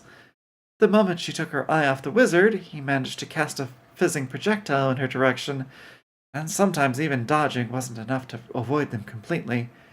Her nice leather pants were already ruined by acid splatter from near misses. Impacts against walls were especially likely to fling micro gobbets of the vicious acid in all directions, and Buffy had to keep moving around as she led the pair around, in a weird game of cat, mouse, and other cat. Whenever she got too close to the wizard, he would panic and swap himself for the giant, forcing Buffy to change course. She needed Mickey here to distract the pair, so she could break the cycle and get a drop on the wizard. But even if she did, he seemed impervious to harm. Mickey was busy, however, keeping the third bug person busy. Buffy winced as a loud blurt of gunfire shattered the night. She ducked around the wrecked van and spared a split second to glance skyward. She spotted the pair easily. The woman was in mid-dive, surging at the imp with blades outstretched, when suddenly there was an explosion. The wizard and giant stopped their game to look up, as the winged woman came fluttering toward the ground, yelling and cursing in rage. Her robe was a mass of flaming tatters, and she was waving her arms around wildly. Seeing an opportunity, Mickey swooped in and stole one of the woman's weapons. A single touch was all it took, and the imp blipped away with her purloined blade. The woman shrieked at her empty hand, then twisted around to give chase, but Mickey fired a couple more shots into her chest before teleporting away. Buffy's Slayer sense flashed a warning, and she turned to find the imp at her side, grinning madly. "She didn't like the grenade," laughed Mickey, "but I've only got one of those left. The others are tear gas and smoke. I don't think they'll do much." "What about the sword?" Mickey looked at it, then held it out. "It's got some magic, but I don't know what. You want to try it on the other two?" She took the sword, immediately getting a feel for the unusual weight distribution. "What are you gonna do?" she asked. "I'm gonna steal the other one." Mayhew was absolutely incandescent with indignant fury. Her clothes were ruined, her ears were ringing, and one of her sacred ritual blades had been stolen by a degenerate urchin and was now in the hands of a filthy human creature. Even more galling, the Slayer apparently intended to wield the blade against Crux and Blick. It was extremely insulting, but doomed to failure. The blades carried an enchantment to enhance their speed and accuracy when striking, but it would take a weapon of truly impressive potency to actually harm one of the Trine, and the others would never allow one of their number to carry such a weapon into battle. Grux insisted that any such weapons should be destroyed in order to preserve their shared invulnerability, while Blick maintained that possession of such a weapon would upset the delicate balance within their group. Whoever held it would have power over the others, destroying their precious unity of purpose. How could they work together toward total invincibility while carrying the key to their own destruction? And that, Mayhew knew, was the real reason: distrust. Enchanted weapons could be taken and used against the Trine. Unlikely, almost unthinkable, for Grux fought with his fists and Blick relied on his magic. But today, Mayhew had been proven the weak link. The girl had proven that the others were right in their caution, and now the thrice-damned child looked to be coming back for the other. The girl hefted a small cylinder in her hand. "I want to try something," shouted the girl. "You bug people have buttholes, right?" What did that mean? Mayhew blinked, then stiffened as understanding hit. Another explosive device. "You'll not touch me again, Zradai." The girl looked pleasantly surprised. "Oh hey, you speak human?" "When it suits me." "Cool, that means I can threaten you and stuff. Buffy's been teaching me about crippage." "What? I don't know that word." "It means I say clever stuff while I kill you." Mayhew raised a brow and readied her blade. "Clever words, then. Show me." The girl shrugged. I got nothing, but I can make something up after you're dead, and nobody'll know." Xander cried, pointing, and Giles flinched, jerking the wheel. Good Lord, Exclaimed the Watcher. what the hell are you doing? Explosion! Over there, up in the sky! Willow pressed her face to the glass and heard the sharp boom that echoed a moment later. "Fireworks?" Xander shook his head. Not like any firework I ever saw. Just a big flash and some fire. No colours or fancy bits. Giles crunched the gears and threw the vehicle into a sharp turn. That has to be Makisha. Xander stared at him. Exploding? No. The car slewed to a halt as Giles manhandled it into a lurching three-point turn. But I wouldn't be surprised if she had fragmentation grenades for emergencies. Willow gasped. Maybe it's a signal. Maybe she needs help. Giles frowned. Rather more likely she's trying to kill something, which doesn't bode well. Xander frowned. Why would she need grenades? She's super fast, super strong. She can punch a vampire's head clean off. Exactly my point. It suggests things aren't going well. A second flash lit up the sky, and they drove on in worried silence. Once again, Buffy was running away. Well, retreating. Tactically. The bug woman's sword had done precisely zip against the big guy's armor, and she hadn't gotten a chance to test it on the wizard, because the cowardly demon kept swapping places with the giant whenever she got the drop on him. It was becoming tiresome. Even the giant seemed annoyed by the constant chasing and swapping. Even the bug lady's magic weapon was getting on her nerves. Shaped like a short-handled scythe, or a giant stupid boomerang, it was cumbersome and awkward to run with, and there was a wide slot down the front of the handle that made no sense. Unless the blade was supposed to fold up like a giant pocket knife. Oh, wait. She cast her eyes over the slightly curved hilt and found a slender switch near the head of the handle. She narrowed her eyes and carefully moved her fingers away from the slot, just in case the thing snapped closed. It didn't, and once she unclicked the latch, she was able to fold the blade down into the hilt. Weirdly, the blade was a good 6 inches longer than the handle, and protruded from the bottom end like a short spear. Buffy's pursuers glanced skyward as a second explosion lit the sky, followed by cackling laughter as Mickey outwitted the flying woman a second time. The Slayer skidded to a halt, giving the folded sword an experimental swing. It was now a heavy stabbing weapon, like a very short spear. Wait, didn't we just say that? We did. Just to reiterate. Right. Could be It's used. like a spear, but short. Yeah. She could get much more power into a strike this way, directing the power of a two-handed grip onto the blade's point rather than its edge. Maybe this way she could actually crack through the demon's defensive magic. Buffy turned to face her tormentors and smiled as Mickey dropped out of the sky behind the wizard and attempted to cut him in half. She used her momentum to deliver a massive overhead chop, bringing her stolen blade down like an axe on his collarbone. The spindly creature's knees buckled with the force, and he dropped onto all fours.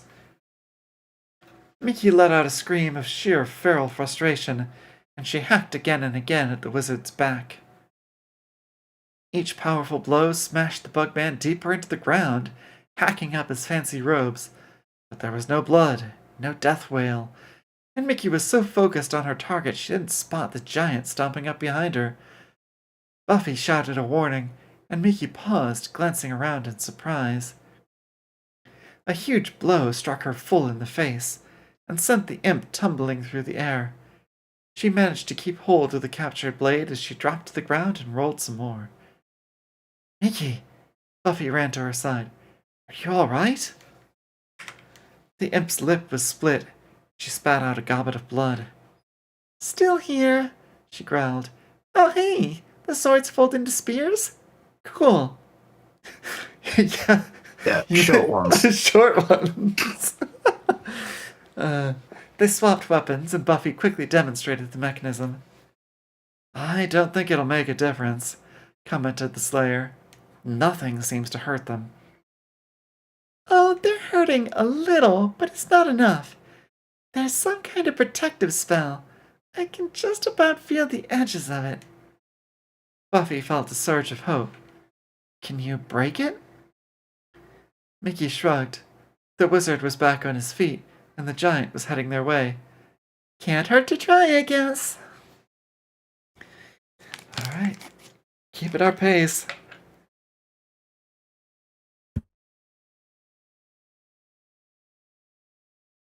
Any plan that starts with "can't hurt to try" is not in a good place. Right. Well, then again, What? the thing that What could go wrong? then again, the thing that it can't hurt to try is exactly the way out of this situation that I was guessing was gonna be the thing, so we'll see.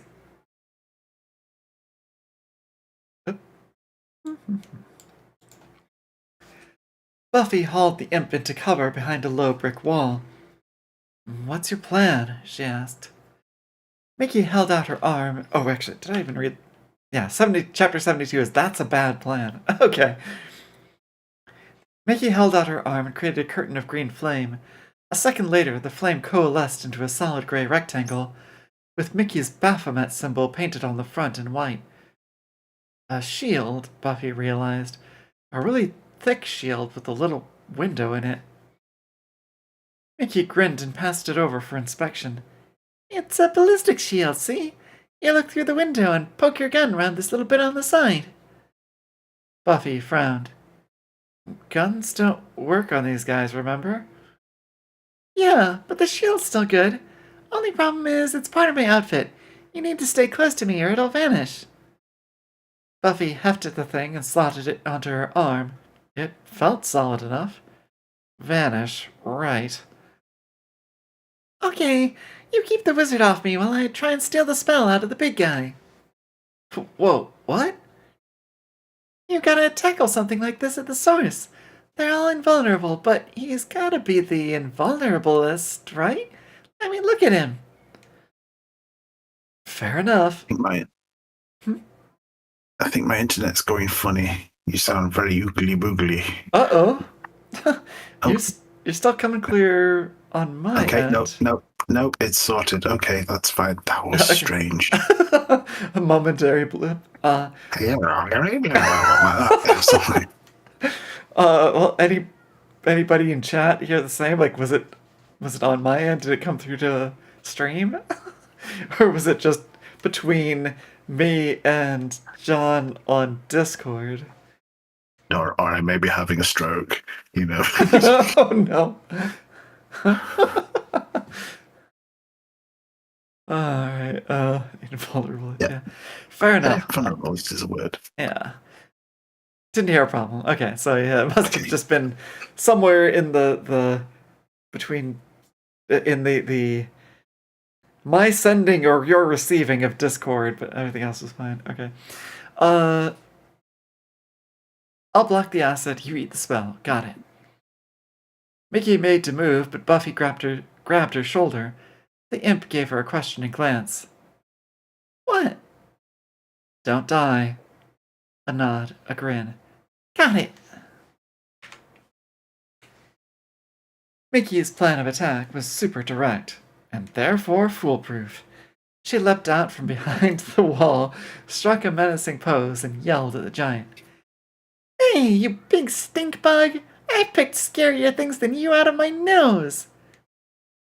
The giant paused for a moment, as though evaluating whether or not to take offense. Evidently the answer was yes, because the towering brute lowered its head and charged. Mickey smirked. Here goes! Stay close! She took a breath, shouted, Hi! Then teleported to the giant's side and kicked his ankle. Yeah! Mid-stride, the green beast pitched and slammed onto the broken asphalt. It quickly began picking itself up, so Mickey jumped onto its back and placed a palm flat against the back of its head. Miss Piggy attack mode, yeah. Thick waves of magic pulsed through the monster, two powerful streams that flowed in both directions, and a third, fainter thread, linking him to something impossibly distant. Beneath it all was the monster's own magical invulnerability, deeply ingrained in its very nature. There was no way she could disrupt that, so she quickly focused her attention on the two-way connections. The spell had loads of layers to it, and if she had time, she'd slowly pick at the corners until something gave way. But the giant was moving, and there wasn't time for finesse or cleverness. She grit her teeth and reached out with her magic. Buffy ran to a spot between Mickey and the wizard, shield at the ready. The wizard saw Mickey's intention and scowled. He launched a hissing yellow bolt at her, high over Buffy's head. "Oh, no you don't," Buffy snapped. She jumped up and used the shield to block the bolt. It sizzled and spat, but the shield held. The wizard threw another bolt, this time at Buffy herself. This one also splattered harmlessly against the heavy shield. Buffy bared her teeth at the wizard and brandished her captured weapon at him. She had a sword and shield now, and the giant was busy getting his magic drained. "Yeah, buddy, keep getting on my nerves and see what happens." The wizard looked nervous, and Buffy chuckled. She called back over her shoulder. "Mickey, you getting anything from that guy?" "It's a big nasty spell, but I might be able..." Buffy glanced around. "Mickey? Crap!" The imp's eyes were shut tight, her teeth bared in a painful rictus grin as red sparks crawled up her arm. The sleeve of her armored suit started to burn away as Buffy watched. "Ooh, that can't be right." The spell was too complex, too powerfully anchored, and too well protected. Mickey recognized her mistake almost immediately. All three members of the group were equally meshed, and magic flowed between them continuously. Anything attacking one part would be repulsed by the others. Her attempt was over almost as soon as she started. The instant she lowered her defenses and tried to mesh with the giant's spell, two shocking pulses of dark power lashed back across the link. Buffy flinched as a bolt of crimson lightning surged up Mickey's arm and flung her off the giant's back. The imp crumpled to the ground and lay on her side, twitching and gasping. The Slayer instinctively stepped forward to help, but the giant was in her path, surging to its feet. It lashed out a huge fist in her direction, but she managed to get the shield up and deflect the blow. Even so, she was pushed back by the impact, her boots skidding on the rough ground. She swung her stolen blade over the shield and at the giant's arm, but the serrated edge skittered off his armor. The beast threw another lazy haymaker, slow but powerful, and Buffy had no choice but to dodge back out of range and wait for a better opportunity. Somewhere behind her, the wizard was laughing. Grux was furious, frustrated, and deeply unsatisfied. Mayhew and Blick had promised him an epic battle, but instead the two girls were irritatingly nimble. So far, the pair had evaded every attempt to engage them in honorable combat, forcing him into a battle of attrition. They had countered Blick's magical bolts, and somehow driven Mayhew away, at least temporarily, leaving him to weather their assault without support. In all fairness, it should have been an effective strategy. He was tired, spurred on mostly by indignant rage and wounded pride. But even if he were to lie on the ground and take a nap, there was nothing the girls could do to harm him. The Trine were invulnerable, pure and simple. Even attempts to magically remove their protection would be repelled, as the foolish devil girl had discovered to her cost. "Stupid mortal creatures," he thought. "Did you imagine we would not be prepared for such an attempt?" It had been one of the first embellishments they had added, almost immediately after their pact was formed. What they had joined, nothing would put asunder, especially not a fragile wisp of a girl, spell-eater or not. With that thought, Grux turned his attention back to the primary target. The imp was scorched and smoldering, climbing unsteadily to her feet using Mayhew's weapon for support. Not so agile now, she was dazed and helpless. Grux finally saw a chance to vent his anger. The ground shook as he closed the distance in 2 long strides to grab the girl by the slender wrist. She yelped in alarm and dropped her weapon as he yanked her up off her feet, dragging her closer and closing his other hand around her upper arm. He shook her like a rag doll, and she squirmed uselessly against his grip. She clawed at his fingers and even tried biting him. Grux chuckled. The other girl was screaming something, but the devil was too dazed and shaken to understand. Grux took great satisfaction in breaking her right arm like a twig. It folded at the elbow, 90 degrees in entirely the wrong direction. Blood sprayed as bones tore through the skin, and Grux allowed himself a moment's laughter. His armor reduced it to a subsonic rumble. They didn't need her intact, just alive. Buffy's... ABC What's it? medicine. What's it? ABC of medicine. A bone coming out through the skin is really bad. Okay. Well, apparently I was not at least immediately correct about the way that this was going to end, so... And Buffy has the very question on my mind. Buffy stared in horror, frozen in place by Makisha's blood-curdling shrieks of pain. Why the hell didn't she teleport away? The giant turned its head to fix Buffy with an eerie, faceless stare. How does that even work? How's he staring me down without any eyes? The giant held out a massive arm and let Mickey drop to the ground at his side. She fell to her knees, clutching her mangled limb against her chest. Buffy tightened her grip on the sword, trying to decide on a course of action. They should have bailed before things went this far. She should have ordered Mickey to leave, and they could hit the books, find a weakness, something they could exploit for round 2. Mickey, code forward! She was sure Jack would never have let this happen. Buffy had to do something, distract the giant so Mickey could get free. She took a deep breath and prepared to do something stupid. "You're gonna pay for that," she shouted. "Somehow, you're gonna pay." The giant was rumbling, a sound like boulders rolling down a cliff. Son of a bitch is laughing at me? Buffy charged. The giant half-turned and kicked Mickey out of the way, before pounding forward to meet the Slayer head-on.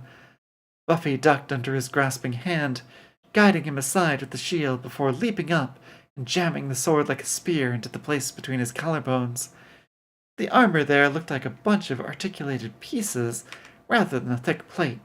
Maybe he had a mouth or something under there. It was worth a shot, but Buffy had forgotten about the magical invulnerability. The blade skated across the armor without leaving so much as a gouge. Buffy kicked off his chest and quickly skipped back out of reach before it could retaliate.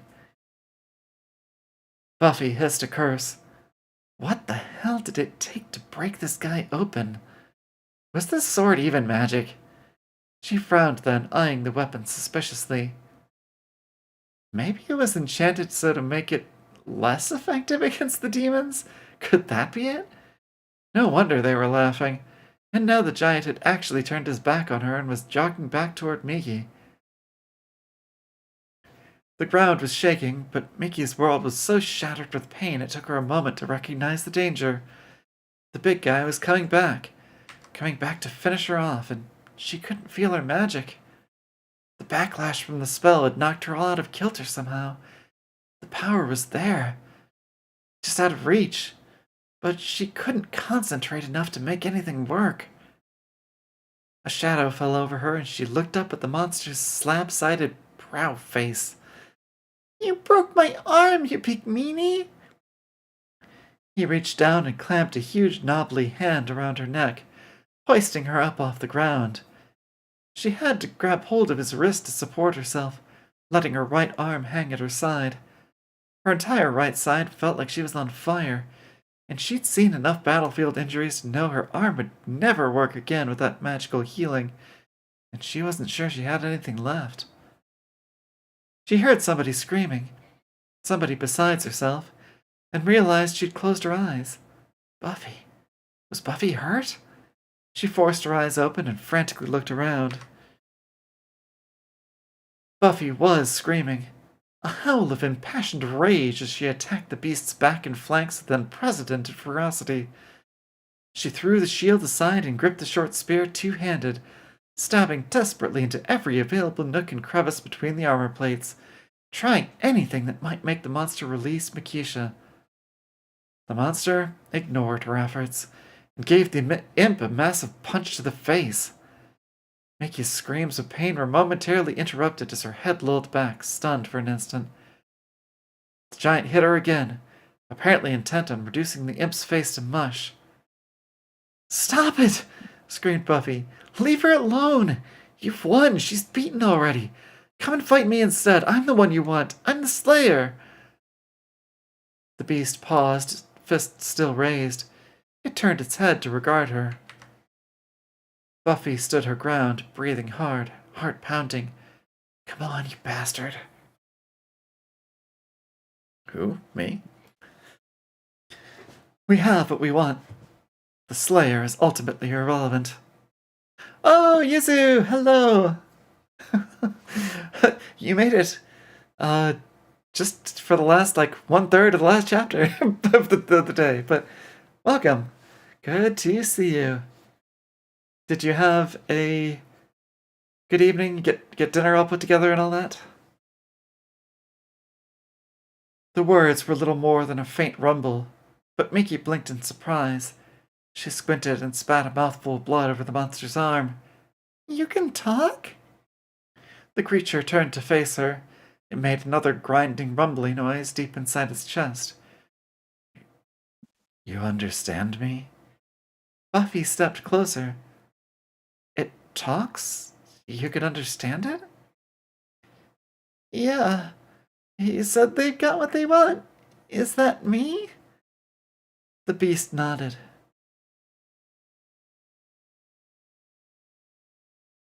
"It's more than zero. Don't ever want to look at a carrot again. Oh no. Too much carrot." The beast nodded. Mickey took a painful breath.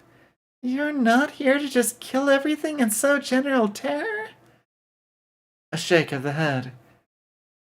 I guess we'll just have Adleth rumble this. He hasn't gotten to say much today. "We will learn the secret of your disobedience and weave it into ourselves. Then we will be free of our masters." Mickey frowned and used her good hand to wipe some of the blood off her face. "You could have just asked. I'm always happy to help people escape their masters."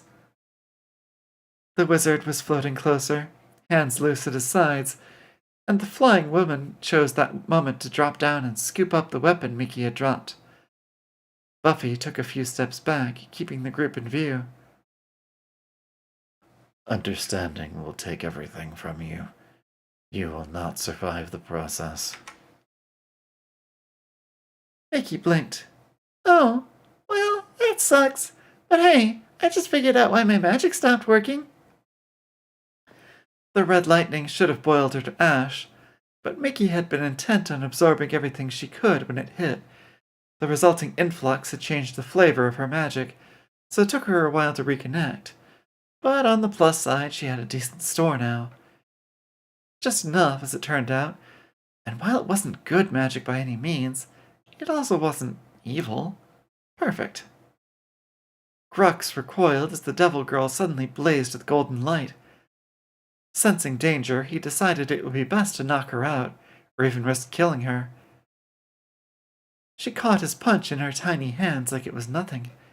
"That's enough of that, thanks." His fingers closed on empty air as she vanished from his grip.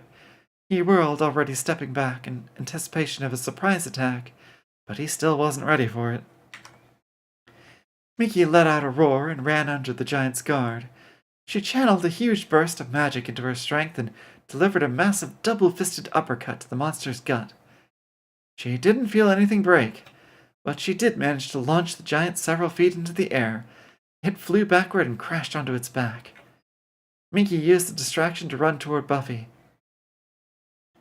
She grabbed her shield off the ground and dragged the Slayer away around a corner to regroup. So I take it Mickey healed her arm already? Yep. Oh. Kept That's saying like she's gonna get- that one channel that one channel puts it. What is it? She fixed her arm already? Oh yeah, super easy, barely an inconvenience. Let's see. Buffy's eyes were wide with shock. What the hell just happened? Are you okay? Mickey handed over the shield and flexed her newly healed arm. Yeah, pretty much. Buffy frowned, and Mickey knew she looked bad. Her face felt crinkly with dried-on blood. One sleeve of her outfit was completely gone, and her hair was a matted mess. Gods only knew what had happened to her hat. The forearm plate on her left arm was a crumpled wreck, so she tore it off and tossed it away. I'm really low on magic, and I've only got 2 ideas left. Ideas are good. Well, you won't like one, and I don't like the other. Mickey can be a little OP as a treat. Buffy looked unhappy at that news, then her eyes widened. She pushed Mickey aside and raised the shield just in time to deflect an acid bolt. Should have known they wouldn't give us time to come up with a plan. Mickey raised a hand and drained the second bolt before it could hit. They want to kill me so they can learn to be naughty. Buffy stared. That's stupid. She blocked another acid bolt, scanning the sky in case the woman decided to return for her other sword. I don't suppose you can fire these things back at the guy. Mickey shook her head. No, wouldn't work anyway. They're all immune to each other. I can't knock out the spell by myself. We have to do the same trick on all 3 at the same time. That's not gonna happen. Can banish them or something? Maybe they can only stay for a short time? I don't think stalling them is gonna work. Buffy watched nervously as the giant slowly rounded the corner. So what are your ideas? Mickey bit her lip. There's that safety switch thing that Verity might have put in me, so when I'm about to die, I can train my attacker's soul. The Slayer pulled a face. So you have to let them kill you. That's a bad plan. Do these things even have souls? Probably not. That is a bad plan. Whew. Oh, stretch. Okay. So, 69, 70, 71, 72. Yep, got 4 chapters again. I guess I incorrectly posted that this was going to be the second to last. I have miscounted, yeah. Yeah, so this would be the second. Next time will be second to last. 73, 4, 5, 6. And then or even just 7, 3, 4, 5. Yeah, I mean maybe we could have like an extra long marathon stream next time and finish that, because it'd be 3, 4, 5, 6, 7 would be 5. That'd be 1 more than normal. Well, 1 more than our pace the last couple of times. So maybe we can manage it next time. It's the thrilling conclusion. Okay, now that time you got mangled for me. I didn't hear a word of what that was. The last chapter is fairly short. Okay, so yeah, maybe we'll finish it up next time. Just talk really fast.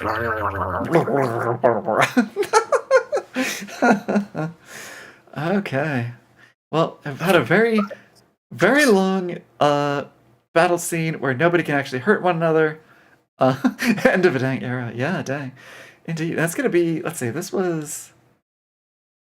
Well, it's going to be a lovely round number. It'll be 20 streams in the playlist. 20 episodes of content. Yes. For my my weekly 4 to 6 audience members. I don't know. Maybe there's people who come in and watch the VODs. Who knows? They'll be there as long as YouTube is. I have my list of spelling mistakes to fix. Right. Xander Grid. Let's put us on Xander Grid. Yeah, what will I be reading next? That's a good question. I have ideas. I mean, obviously John here has plenty more stories that we could put up. But there's other things that I could potentially read too. There's I don't know.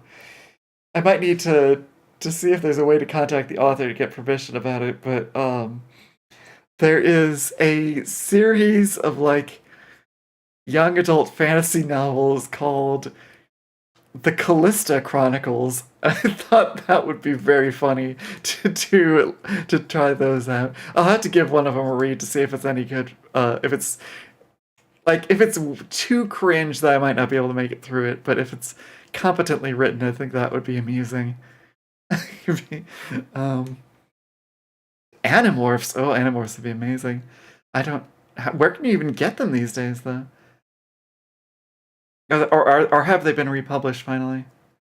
We were talking about this at one point, either in the castle or during a previous stream, weren't we? There's some kind of reprint coming out. The author has officially said that she prefers that people pirate her books over paying for them. Oh, wonder why that is. Just bad blood with the publishers? Oh, that's like what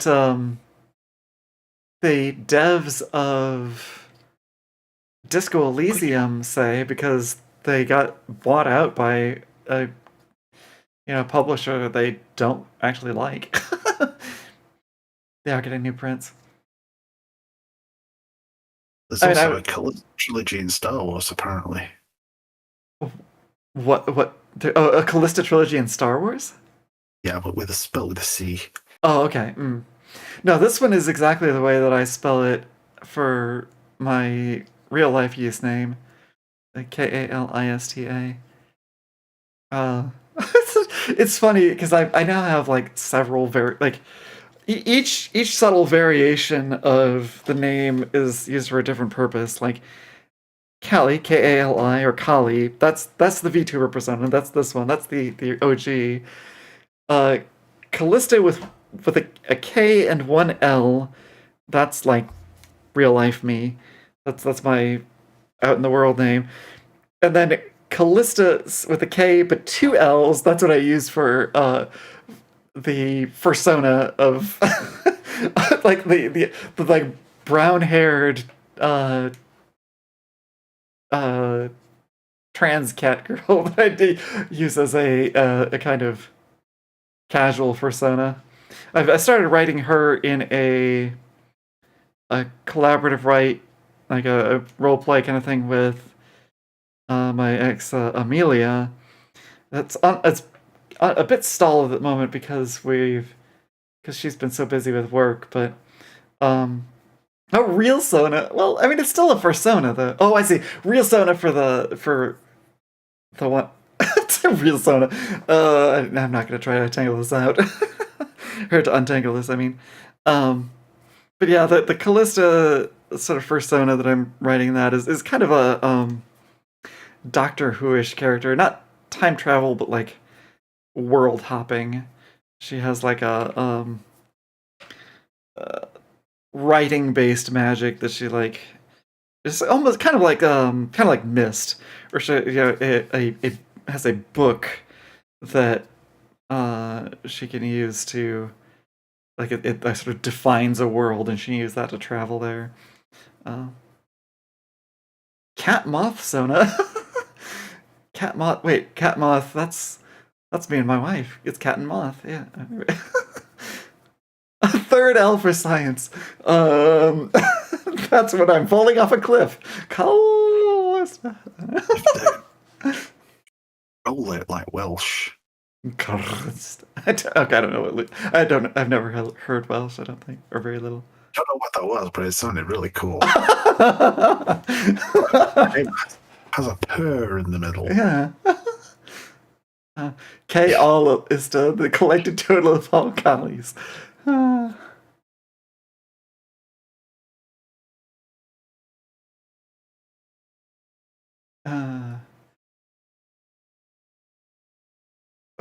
Oh, I see. Okay. That's interesting. Okay, so the first so a general fursona is just like, okay, this is my favorite or sort of idealized what I wish I was like sort of fur character. Whereas a real Sona is more like, okay, I'm just going to adapt my actual looks and make them slightly furry. It's okay. Something like that. See, this is the thing, like, I've been doing furry stuff, furry fandom kind of things since junior high, but I've never really been involved in like furry culture. So a lot of this stuff is just like, okay, well, is that the word you use for it? Fine, okay. Like I never heard the term fursona until I was in college, and I don't think I really even started using it myself until the last few years. Anyway, what's I that? haven't really used Escher for much since I stopped updating the comic in 2016. Mm-hmm. So yeah, discovering you again has brought Escher back out of the Yeah. woodwork. Well, and you still do something on Furcadia, don't you? Like I've seen you playing it, or like you. We use it as a table to sit around as a chat log for doing roleplay. Okay, so kind of like we did for the Exalted game, that kind of thing, or that terrible Primetime Adventures game when I I am so sorry for what I put you through during that period of my GMing journey. I just like got this bug up my butt about, oh man, indie games, we could do this thing, and like I had no idea how I was actually supposed to run them. I was just like, I thought that just like, oh, just let the let the character players narrate things and things will be awesome. No, that's not how you do it. That is a thing, but it is not a magic bullet. You still have to run a decent game. I still have notes on my character for that, Dr. Conrad Crank. He was fun. Yes, he still has potential. Anyway, we are wandering off into digressions that, like, chat would not have any clue about, so I think it is time to draw this to a close. Any teases of the thrilling conclusion that we should look forward to, like next time on Sunnydale Imp? The summary upcoming says the fight isn't over, but the cracks are showing. Mm-hmm. Mickey takes the lead with her own chaotic tactics, and unexpected backup arrives. Too many claps. Yeah, no, it goes terrible. All right. Chaotic tactics, unexpected backup. Well, they're not expecting backup. Oh, true. Okay. We, the audience, are expecting the backup because we know they're coming over in Ja's car. Right. Okay. Got it. Okay. Until then, my friends, live with honor, and your heart is unassailable. Don't do anything I wouldn't do. Final thoughts. Productivity is its own reward. All other rewards have been discontinued. Let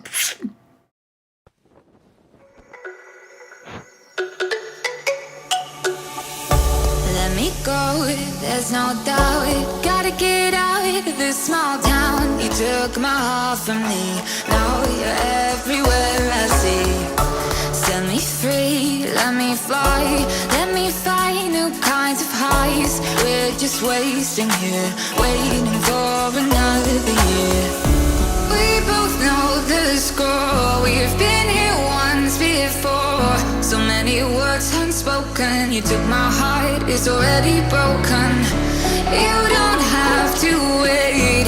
I can take the pain. I will surrender. Let me go on a new adventure.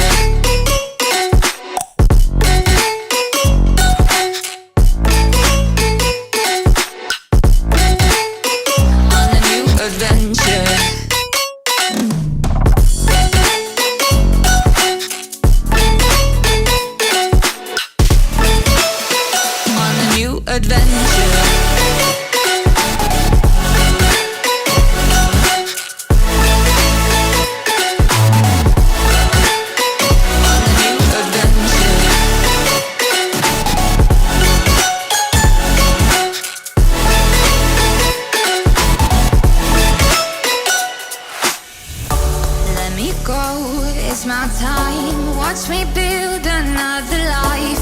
Find another space, explore the world and find my place. Hope you find some peace of mind. Hope the night was worth your time. Threw my heart away, we won't see another day. We both know the score, we've been here once before. So many words unspoken, you took my heart, it's already broken. You don't have to wait, I can take the pain. I will surrender, let me go. It's a new adventure.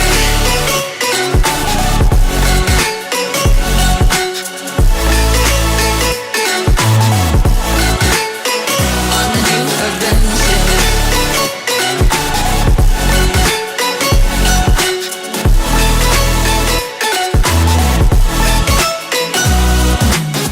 You'll find me dancing on my own. Nowhere to be, nowhere to go. In the rhythm I don't think of you. Don't call me up when you're feeling blue. You'll find me dancing on my own. Nowhere to be, nowhere to go. In the rhythm I don't think of you. Let me go. It's a new adventure.